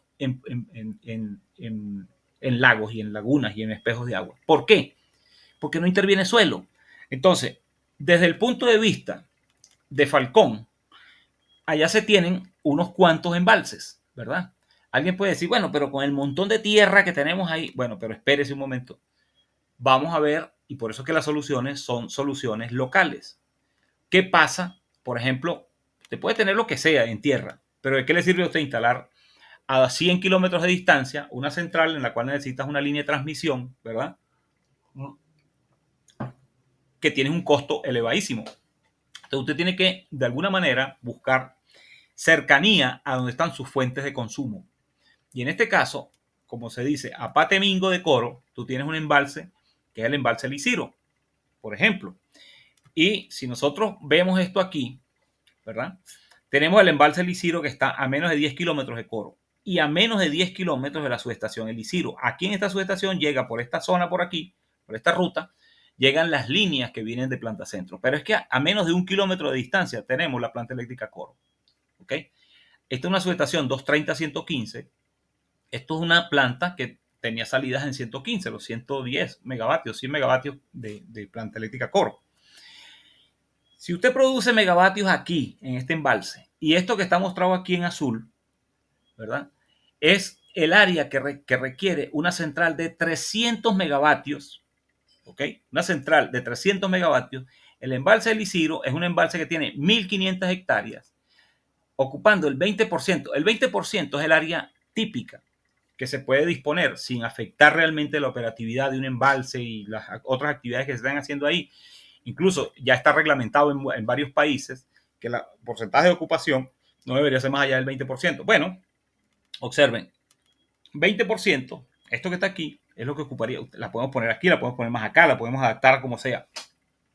Esto no va a afectar realmente la operatividad del embalse. ¿Y por qué no se hace aquí en tierra, señor? Porque usted tiene estas zonas, son zonas donde existen intencionalidades agrícolas, además de que son zonas que están cuestionadas desde el punto de vista de lo que son posibles roturas del embalse El Isiro. Tienes zonas de inundación, zonas complicadas. Entonces, si usted tiene esto aquí, donde ya tiene una intervención, porque esto es un área intervenida, ¿verdad? Y donde realmente se ha demostrado a nivel internacional con el tema de los embalses de las centrales flotantes, que incluso son beneficiosas desde el punto de vista de control de evaporación, desde el punto de vista de lo que es, no afecta a lo que es la flora y fauna. Hasta ahora no hay demostraciones de que eso haya sido así. Usted tiene aquí una solución que puede ayudar muchísimo. Puse 300 megavatios, pero tú puedes reemplazar lo que es sustituir los megavatios locales que no estás recibiendo en este momento de la planta eléctrica Coro, que por ejemplo son 200 megavatios, eso tú puedes crecer aquí modularmente. 100 megavatios, 100 megavatios, 100 megavatios, ir dependiendo cómo consiga el financiamiento. Y es construir un tramo de línea, conectarse aquí a la subestación El Isiro. Eso descarga, ¿verdad? La operación y esa infraestructura envejecida que se tiene en las líneas de 230 que vienen de Planta Centro, y aporta muchísimo, porque usted tiene aquí, además de que puedes hacerlo solar flotante, aquí hay cerros, hay colinitas por aquí, ¿verdad? Donde tú puedes colocar un montón de generadores eólicos que pueden contribuir mediante un híbrido a aporte de megavatios en ese aspecto nocturno que siempre tiene problemas las soluciones fotovoltaicas. Bueno, pero nocturno usted tiene posibilidad de recibir megavatios vía, por ejemplo, soluciones eólicas. Entonces, eso es un ejemplo, un ejemplo rápido de lo que se puede hacer ahí en Coro. Hacia Paraguaná, yo creo que apostar a cosas distintas a lo que ya se tiene, como por ejemplo lo que es Josefa Camejo, y conseguir el aporte suficiente de gas desde la perla. Yo creo que ahí el esfuerzo tiene que orientarse en esa dirección.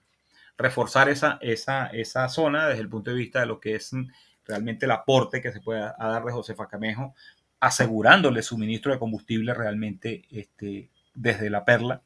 Y ahí tienen sus 450 megavatios que los puedes expandir a 700 megavatios si cierras el ciclo combinado, por ejemplo. Entonces, por supuesto que eso requiere un replanteamiento de lo que son las tradiciones y los esquemas de pensamiento que tenemos en Venezuela, porque esto prácticamente es romper un paradigma de que los centrales, de que las soluciones fotovoltaicas son para poner el techo de una casa. No, señor. Las soluciones para Venezuela, desde el punto de vista de lo que son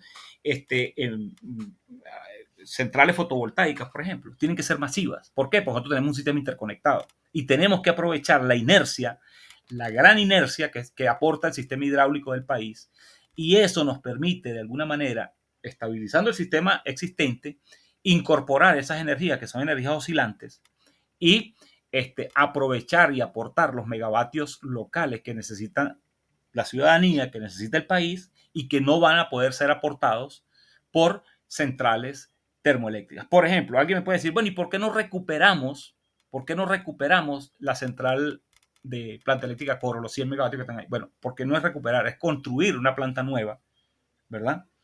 A la cual esa planta nunca tuvo suministro de gas. Esa planta, sus motores, sus equipos eran con gasoil. Entonces tú tienes que replantear no solamente la planta eléctrica Coro, es que tienes que construir la planta eléctrica Coro y construirle la infraestructura de suministro de combustible. Cuando usted tire esos números, le puedo asegurar de que usted no, los números le van a dar el megavatio hora que usted va a producir ahí, van a ser con unos costos que realmente son inviables desde el punto de vista de una facturación para un ciudadano, porque vas a estar por encima de $100 el megavatio hora, pero por encima lejos. ¿Por qué? Porque usted va a tener que sumarle todo lo que es la infraestructura nueva, los costos del combustible, por supuesto, y los mantenimientos asociados, y a eso tienes que sumarle, porque si usted hace un estudio económico como es, tiene que sumarle la infraestructura de suministro de combustible para esa instalación. ¿Okay? Eso es inviable desde el punto de vista económico. Entonces, bueno, podemos, ya por razón del tiempo, podemos ir cortando aquí, ¿verdad? Son las 7:10. Pero les puedo mostrar rápidamente la problemática de suroccidente y por qué en suroccidente nosotros, de la mano de la Universidad de los Andes, impulsamos una tesis de grado en donde se demostró la viabilidad de utilizar centrales fotovoltaicas en el país.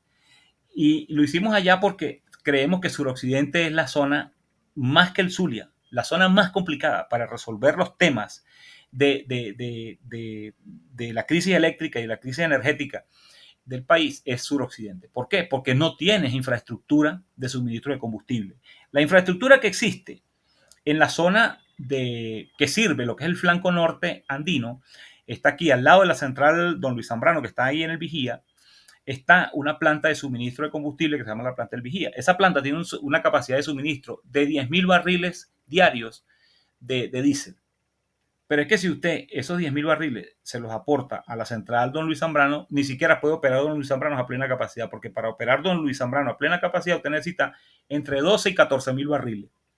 Entonces, y eso significa dejar seco de gasoil toda la región de Táchira, Mérida, parte de Trujillo, toda esta zona aquí, que es la zona productora de plátano y de carne y de queso del país, ¿verdad? Que es la zona sur del lago de Maracaibo, donde está el Vigía, el Guayabo, Encontrado, Santa Bárbara del Zulia, San Carlos, Casigua, etcétera.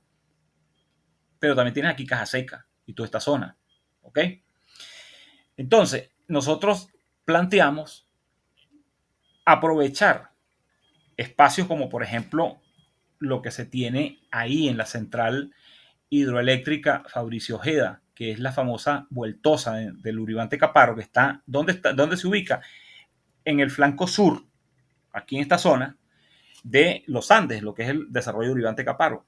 ¿Y por qué ahí? Bueno, porque ahí usted puede instalar cualquier cantidad de megavatios, y además de eso usted ya tiene la central, tiene las instalaciones eléctricas. Usted lo que tiene que subir en conectarse a la red que ya dispone, que es en 230, pero en realidad tienes una línea en 400 kV que sale desde ahí, desde Uribante Caparo, y llega a Buenavista. El aislamiento que esté operando en 230 es otra cosa, pero la tienes aislada en 400. O sea, tú tienes capacidad para distribuir todos los megavatios que usted pueda desde aquí, desde Uribante Caparo, hacia el norte del Táchira, hacia el sur del lago Maracaibo, e incluso cubrir lo que es la región Los Andes. Entonces, la ULA adelantó una tesis de grado donde se propuso una central piloto de 60 megavatios. Esa central piloto, bien calculada, ocupa menos del 0.35% del área del embalse, o sea, unas 60 hectáreas. ¿Ok? O sea, no le hace absolutamente nada a lo que es el área del embalse. Y puede aportar 60 megavatios, pero usted puede crecer ahí a 500 megavatios sin ningún problema. La central Fabricio Ojeda son 2 unidades de 245 megavatios. O sea, vamos a hablar de 500 megavatios totales instalados, que no pueden operar los 500 megavatios. ¿Por qué? Porque sencillamente el embalse tiene fugas, el embalse tiene un montón de problemas. ¿Ok? Pero entonces, ¿cuál sería la idea? Como estas instalaciones, estas facilidades son facilidades estacionales, ¿verdad?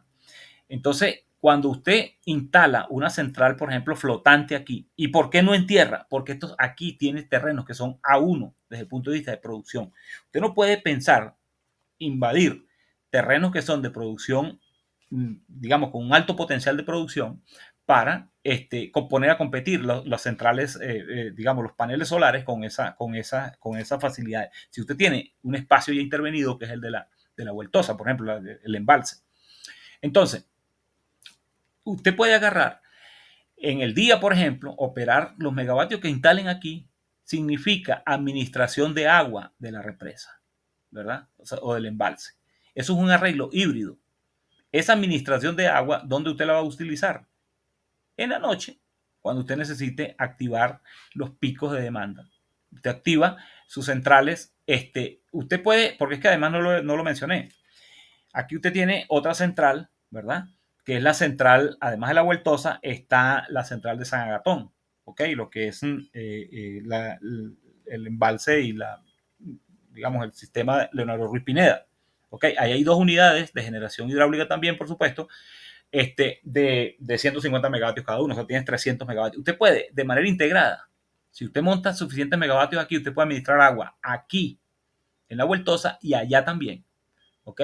Por lo tanto, esto es un híbrido, esto es un esquema de almacenamiento, ¿verdad?, de energía, en este caso en forma de agua, que permite resolver la problemática realmente para los Andes. Y entonces, la ULA hizo su tesis, nosotros actuamos ahí, bueno, incluso como revisores de la tesis, y es un proyecto que es tremendo desde el punto de vista de lo que significa la viabilidad de implantar soluciones de este tipo a nivel nacional. Allá atrás mostramos un mapa en donde tenemos 100 y pico de embalses regados por todo el país. Y ahí no vamos a intervenir 1 hectárea de tierra.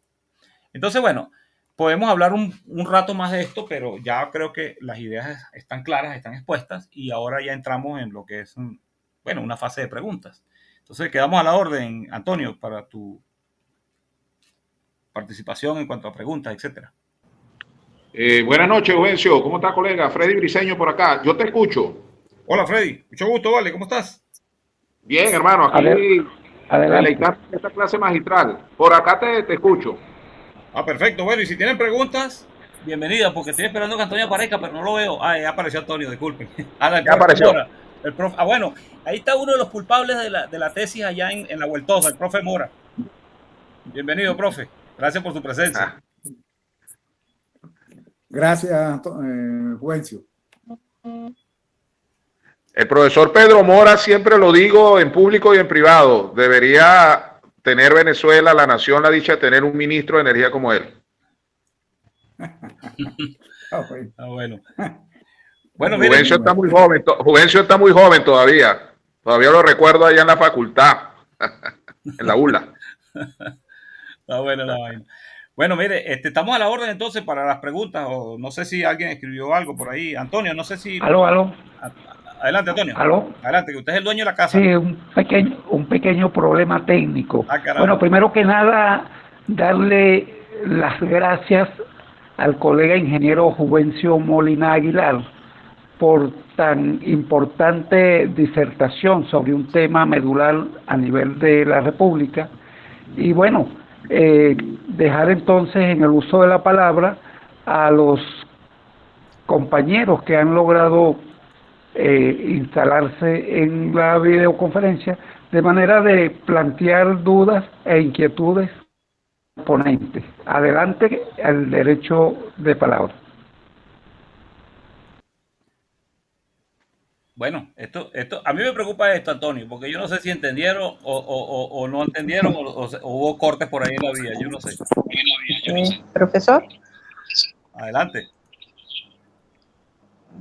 Bueno, llegué un poquito tarde a la video, pero quería saber cuáles son las desventajas porque todo tiene una ventaja y una desventaja, una parte positiva y una parte negativa de las granjas solares flotantes. Las granjas solares, la última palabra no se la escuché. María, por favor. De las granjas solares flotantes. No sé si es el mantenimiento, no sé cuáles han sido las experiencias en otras partes. Ok.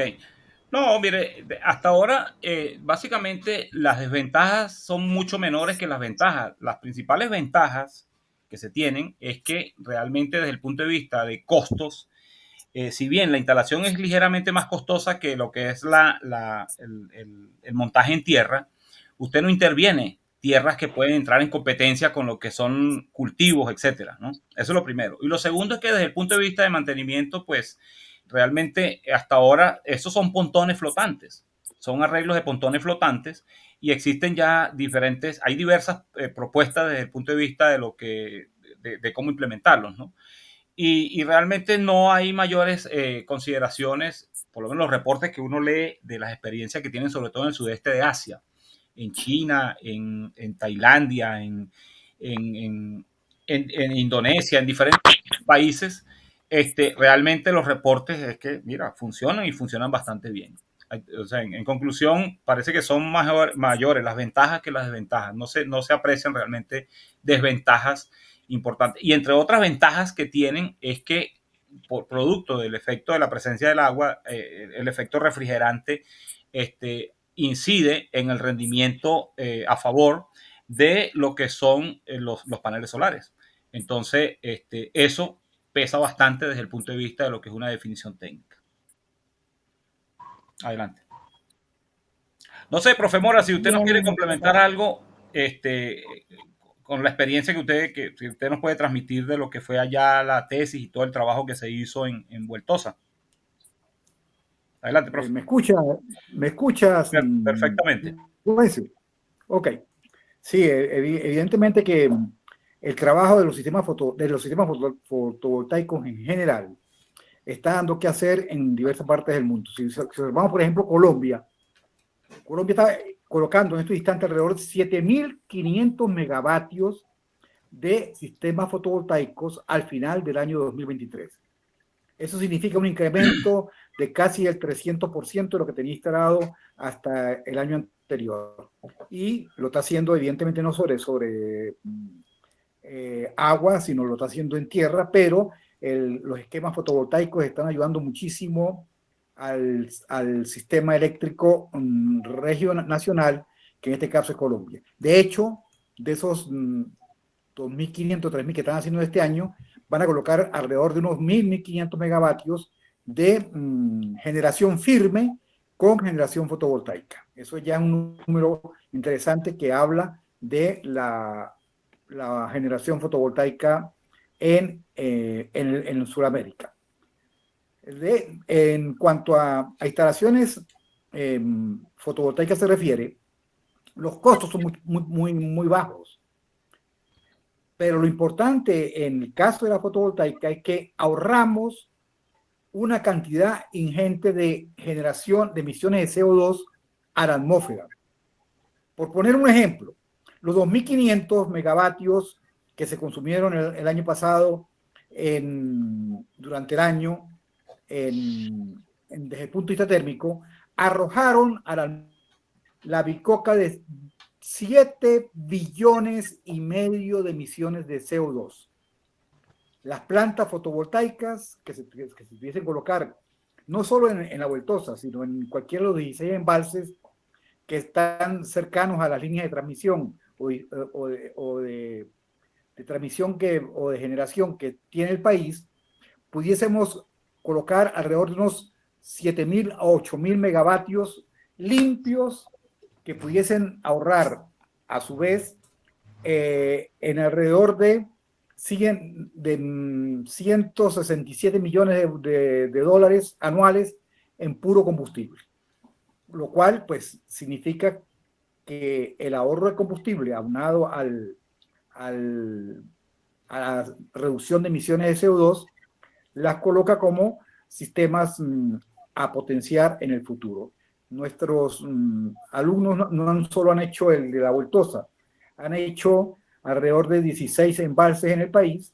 Este fue uno de los que salió, el de la Vueltosa fue uno de los que salió con mayor, porque era uno de los más urgentes, pero igual hemos hecho en Masparro, en Peñas Largas,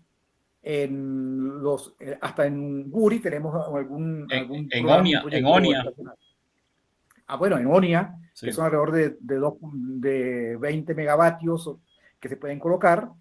Es decir, tenemos multiplicidad de proyectos fotovoltaicos que nos permitirían, repito, solo en 16 embalses, ahorrar o colocar la bicoca de alrededor de 7.500 megavatios fotovoltaicos.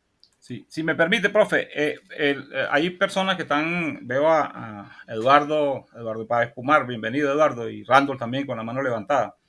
Entonces, pero voy a aprovechar un momento ahí para complementar lo que el profesor acaba de decir, y es lo siguiente. Las propuestas que estamos haciendo son propuestas que realmente pueden tener viabilidad, ¿verdad? Siempre y cuando se cambie lo que es la actitud y el esquema de gestión actual que se tiene, digamos, centralizado 100% con gestión pública, ¿no? Pero hay un punto bien importante, que incluso con ese esquema de gestión, incluso se puede obtener financiamiento para estas soluciones verdes, porque estas soluciones sí tienen financiamiento de lo que se llaman las fuentes multilaterales, el Banco Mundial, el Fondo Monetario, el Banco Interamericano de Desarrollo, la CAF, etcétera. Digamos, esos financiamientos, que son financiamientos amigables para el país, se pueden conseguir para lo que son soluciones de este tipo. ¿Okay? Entonces, digamos que no son propuestas que están traídas por los pelos, son propuestas que están desde el punto de vista técnico y desde el punto de vista de lo que son los caminos para financiamiento, son factibles. Entonces, bueno, adelante, Randall, tú te vi que tienes la mano levantada desde hace un buen rato y entonces, bueno, adelante. Les voy a pedir, por favor, profe, mantengamos cerrado el video para liberar un poquito el ancho de banda y ayudarnos todos para efectos de mantener la conversación fluida, porque... Ajá. Adelante, Randall. No sé si me estás escuchando. Bueno, mientras Randall aparece, entonces, Eduardo, adelante, que tú tienes la mano levantada.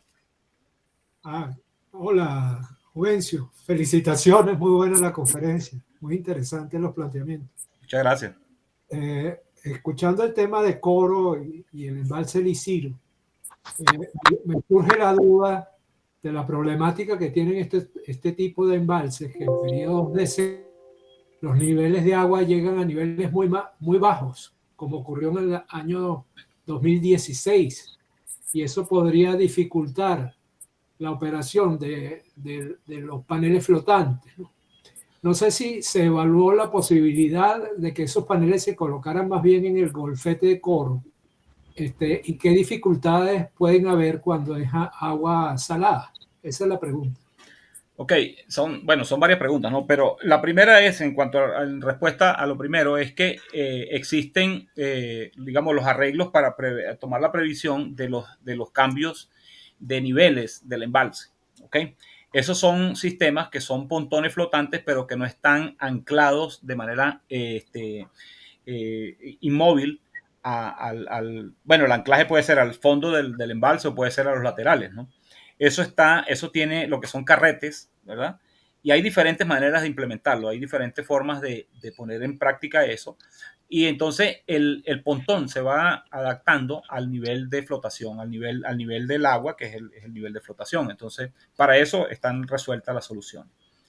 En cuanto a la otra propuesta del golfete de Coro, mira, a nivel internacional, hasta ahora no ha sido exitoso lo que son instalaciones flotantes, de fotovoltaicas flotantes en ambientes marinos, ¿no? ¿Por qué? Por el tema de, bueno, todos sabemos lo que pasa con el mar en cuanto a lo que son las tormentas, en cuanto a lo que son el oleaje, diferentes, de todas maneras, habría que explorar esa opción que tú estás planteando, Eduardo, del golfete de Coro, pero realmente lo que está probado que funciona son a nivel de los embalses, por el tema de que las corrientes y el oleaje es mucho menor, aunque el Isidro es una zona que es afectada fuertemente por ventisca, ¿no? Y existe ahí incluso hasta formación de cierto oleaje. Pero para eso, lo que son oleajes a nivel de lagos, y sobre todo lagos de ese tipo que no son naturales, los pontones y los esquemas de flotación permiten manejarlo. Pero a nivel marino todavía está en desarrollo, es un proceso tecnológico que está en desarrollo y los holandeses han hecho bastante progreso en ese sentido, pero aún no se han instalado, digamos, centrales importantes en ambientes marinos abiertos. Estamos seguros que le van a conseguir la vuelta. Los japoneses también están desarrollando bastante, haciendo bastante esfuerzo en ese sentido, porque obviamente son países limitados en cuanto a lo que son sus espacios de terreno y les interesa muchísimo lograr una solución técnica y económicamente factible para paneles solares flotantes en ambientes marinos. Pero hasta ahora no se ha logrado. Entonces, sería la duda. Adelante. Pues, yo decía el golfete de Coro precisamente porque no tiene problemas graves de oleaje y no es muy diferente a lo que sería un embalse, por eso lo mencioné. No, es posible, es probable, Eduardo. Es un tema simplemente que ya en su momento de plantearse un proyecto, pues simplemente se explora y se haría toda la evaluación que conduzca a ver si realmente es factible ahí o no. Pero, digamos, lo que es más importante que es que tengamos sol, tanto en el Isidro como en el golfete de Coro, no solamente tenemos sol, sino que nos sobra sol, pienso yo. Entonces, bueno. Gracias. Sí, adelante. Bueno, entonces veo por aquí, Antonio. Bueno, Antonio, tú que eres el dueño de la casa, tienes ahí, entonces, adelante. Veo que tienes algo. Sí, yo quería de alguna manera como una consulta, ¿no? Con relación a las energías renovables. De alguna manera eso minimizaría, o lo que está hoy día a nivel del mundo es disminuir la huella de... ¿A qué punto esa generación eléctrica de forma aprovechando pues el recurso energético solar pudiera avanzarse acá en esa materia? Mira, desde el punto de vista técnico, yo pienso que no hay ninguna limitación, Antonio. La limitación a nivel país que tenemos es, uno, abrirnos mentalmente a que esa es una opción tecnológica. Si nosotros revisamos incluso propuestas a nivel político de país, nos damos cuenta de que básicamente seguimos viendo las energías renovables como algo exótico y seguimos apostando como solución país al modelo hidrotérmico. Y realmente es un tema que cuando tú lo proyectas a 50 años, que es la proyección que se debe hacer para este tipo de sistema, un sistema energético, nos damos cuenta de que entra en gran duda la viabilidad de un sistema hidrotérmico, sobre todo por los muy altos costos que significa operar centrales térmicas, ¿verdad? Cuando tú tienes opciones tecnológicas que te van a dar... Mira, una generación termoeléctrica, por muy eficiente que sea, no se baja de $70 el megavatio hora. Una generación alternativa como la que estamos proponiendo, que en este caso no es que estamos proponiendo soluciones solares o incluso eólicas aisladas, no, estamos hablando de integrarlas a la red porque tienen que ser una especie de híbrido, donde se aproveche la inercia, la dinámica operativa del sistema eléctrico proporcionado por el sistema hidráulico de Guri, ¿verdad? Porque es lo que asegura la estabilidad operacional del sistema y que permita la entrada y la salida de estas centrales que son oscilantes. Entonces, esos son arreglos híbridos. Por eso es que mencionamos el tema de la vueltosa como un híbrido con la generación hidráulica.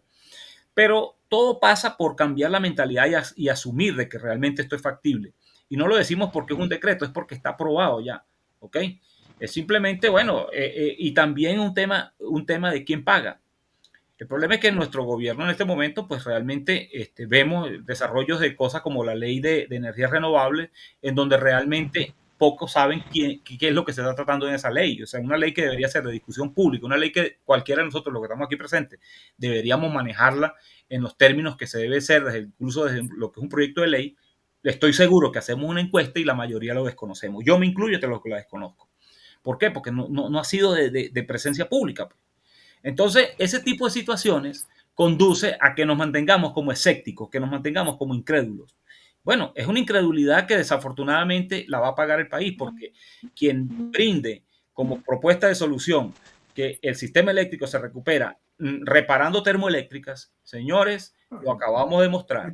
Usted puede reparar termoeléctricas, pero usted no va a tener combustible, porque PDVSA no está produciendo y porque además no tiene los tubos por donde pasar el gas que usted necesita para alimentar las termoeléctricas que realmente le van a resolver el problema del país. Entonces, yo creo que por ahí van los tiros, Antonio. Mira, adelante, estamos todavía en laxo. Yo no sé hasta qué hora tenemos aquí chance, Antonio. Bueno, gracias por esa buena, digamos, orientación. Sí, nos quedan unos 6 minutos para culminar la actividad.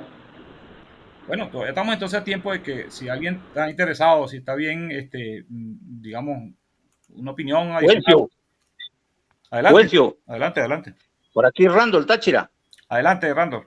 Te escuchamos. Bueno, primero pues agradecer porque estos espacios pues dan la oportunidad casualmente de compartir estos detalles que no se manejan a nivel oficial y pues son la realidad del país. Cuando tú hablabas hace rato de que los problemas eran regionales, eso es muy cierto. O sea, el problema eléctrico depende de la región, la solución es un poco diferente. Suroccidente del país, pensar en la solución térmica, pues es inviable, es imposible, no hay tuberías, no hay suministro del combustible como tal. El tema de las hidroeléctricas, pues sería a mediano o largo plazo. Entonces, necesariamente la opción sería la opción flotante, generar con fotovoltaicos en sistemas flotantes que no ocupan espacios, pero necesitamos que el gobierno como tal, pues digamos, tienda la mano y se aperture, que uno de los problemas que hemos tenido aquí es básicamente porque el gobierno pues quiere seguir manejando el coroto él solo y no ha podido, ha demostrado ineficiencia a lo largo de todo este tiempo. Entonces creo que la solución aquí, por ejemplo, para Suroccidente, la más viable sería la fotovoltaica, la flotante, pero necesariamente tenemos que convencer al gobierno de que cambie su posición. Gracias. Excelente, Randall. Gracias a ti. Bueno, adelante, Antonio. Usted que es el dueño de la casa, veo que hay manos levantadas. Dele, pues. Juvencio, cuando me pueda, por favor, me da para una pregunta. Adelante, porque veo manos levantadas, pero no hablan. Entonces, adelante, Freddy, cógelate. Ok, bueno, hace un rato, bueno, en de que las centrales fotovoltaicas que se podrían proponer, las iniciales, las pilotos, vamos a decirlo así, serían no aisladas, no tipo de islas, sino con inyección a la red. Yo estoy plenamente de acuerdo con eso.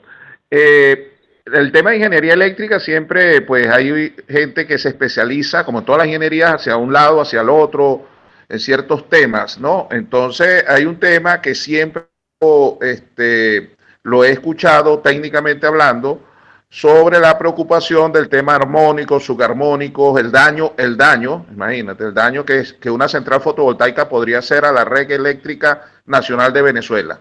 Pero eso es motivo también de discusión, cosa que magistralmente un profesor Pedro Mora le escuché decir que eso era como colocarle agua mineral a un río.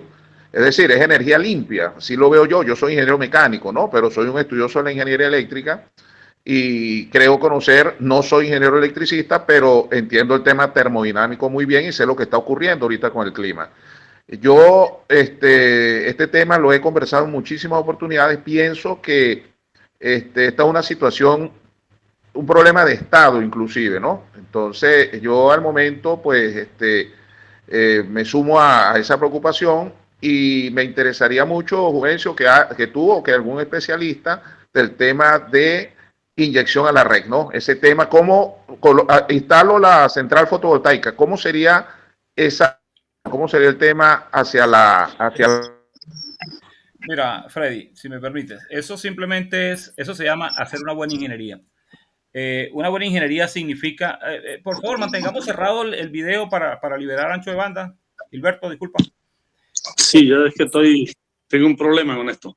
Ah, caramba. Bueno, mencionaba que el tema es un tema netamente de ingeniería, de saber hacer especificaciones y saber limitar lo que son aportes de armónicos hacia una red. Y para eso existen, bueno, normas como por ejemplo la IEEE 519, que son puntos de inyección. La IEEE 519 define lo que se denomina un punto de acoplamiento común.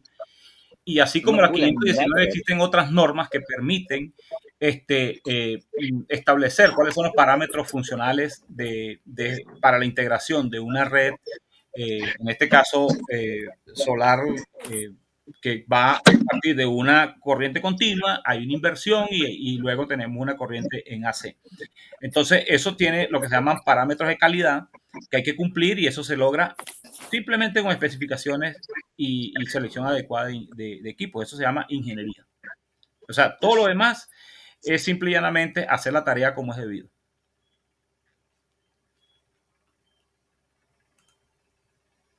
Bueno, creo que estamos sobre la hora. No sé si... Bueno, Freddy levantó la mano, al igual que Gerson. Vamos a ver si en estos 2 minuticos que quedan, 3 minutos, podemos aportar algo. Adelante.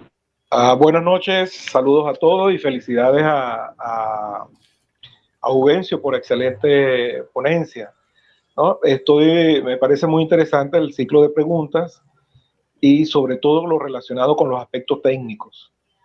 Como todos sabemos ya, básicamente los aspectos técnicos están resueltos para hacer cualquier tipo de instalaciones. Sin embargo, nosotros carecemos no solamente de una ley que provea la disponibilidad del gobierno, del Estado, para abordar las instalaciones, el uso y las operaciones, sino que estamos en desventaja desde el punto de vista competitivo de la región. Por ejemplo, hace poco tiempo estuve hablando con un exalumno que está por allá en Ecuador y me dice que allá los bancos dan financiamiento y la garantía es el mismo equipo para que las personas instalen en sus propias casas o comercios soluciones fotovoltaicas. Por supuesto que si nos vamos desde el punto de vista, desde lo individual, pues es posible que la solución no se vea tan cerca, mientras que si lo hacemos de forma global, eso tendría un mayor impacto. Por lo tanto, bueno, hay otra cosa, el aspecto de financiamiento internacional juega un papel súper importante y que todos debemos tener claro. Por lo tanto, en estos momentos nosotros no tenemos esa apertura que es necesaria y eso nos coloca siempre en una situación de desventaja. Por lo pronto, pues me queda como esa reflexión. En todos los países de la región, y por no decir el resto del mundo, están haciendo esfuerzos, todos tienen con los objetivos de desarrollo de la ONU, están hablando de metas para el año 2025, para el año 2030, para el año 2050. Ya todos tienen metas establecidas y estamos hablando de disminuir en aquellos países el consumo de fuentes, ¿cómo es que se dice? De fuentes provenientes del petróleo y sus derivados, carbón, etcétera. Los fósiles. Entonces, perdón, Los fósiles. Combustibles fósiles, correcto. Es que se me había perdido momentáneamente esa expresión. Y yo intuyo que en el futuro, y porque ya se está planteando por allí, que habrán, digamos, incentivos para aquellos países que disminuyan esa huella de carbono producto del uso de combustibles fósiles. Es decir, al mismo tiempo inyectarán capital o financiamiento para que se sigan desarrollando. Si nosotros no nos abrimos a esa estructura de pensamiento, a esa estructura política que implica financiamiento, cada vez vamos a estar más lejos y los resultados ya los vivimos. Me desconecté tarde porque, bueno, imagínense, aquí en Barinas estábamos sin electricidad. Entonces, bueno, un saludo por aquí al profe Pedro Mora, profesor de todos nosotros, y que nos complace siempre que esté presente en todo este tipo de organizaciones. Muchas gracias. Gracias a ti, Gerson. Bueno, Antonio, adelante. Bueno, ya nos quedan escasamente un minuto para cerrar la videoconferencia. Darle las gracias a todos por la participación y por sus aportes desde la Universidad de Falcón Alonso Gamero. En próximas oportunidades, bueno, ya volveremos entonces a estar en sintonía. Gracias, colega Juvencio, por su valioso aporte. Bueno, muchas gracias a ustedes.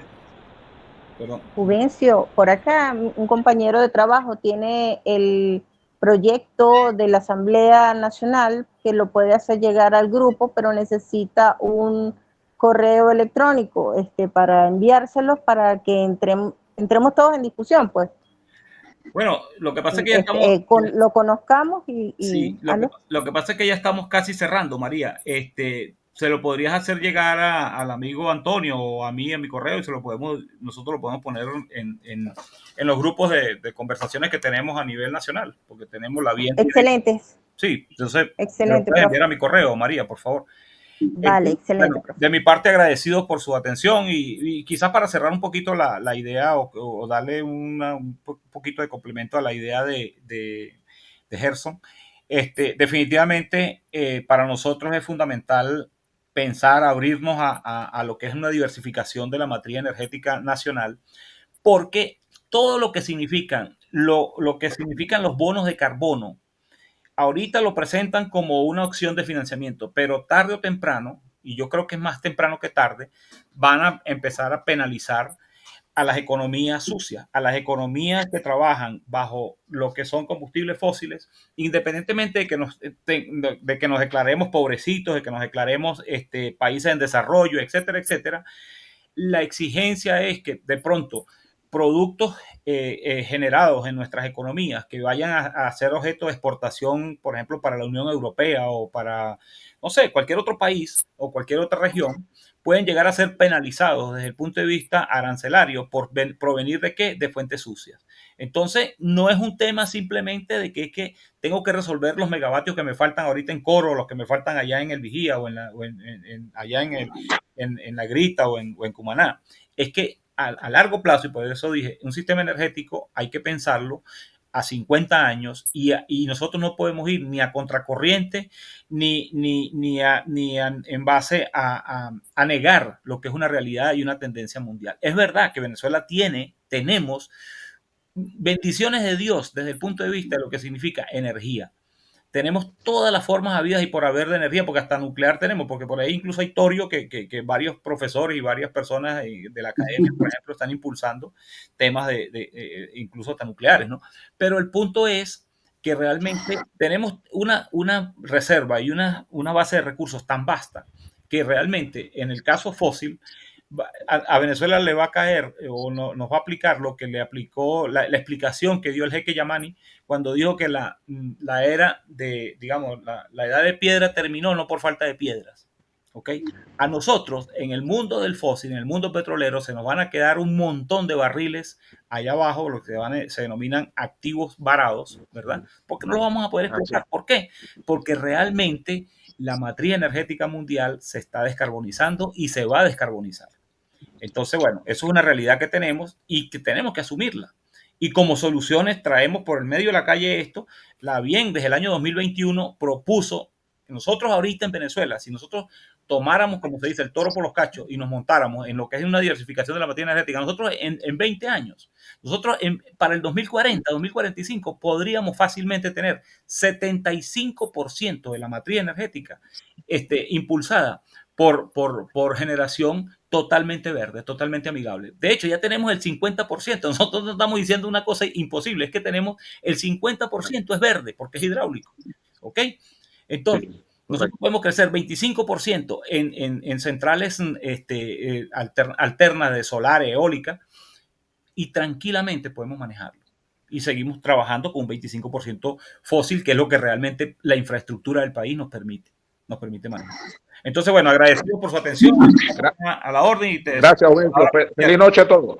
Bueno, gracias a todos y por todo esa buena experiencia. Feliz noche. Feliz noche para todos. Feliz noche a todos. Feliz noche a todos. Gracias, Juvencio. Igualmente, feliz noche para todos.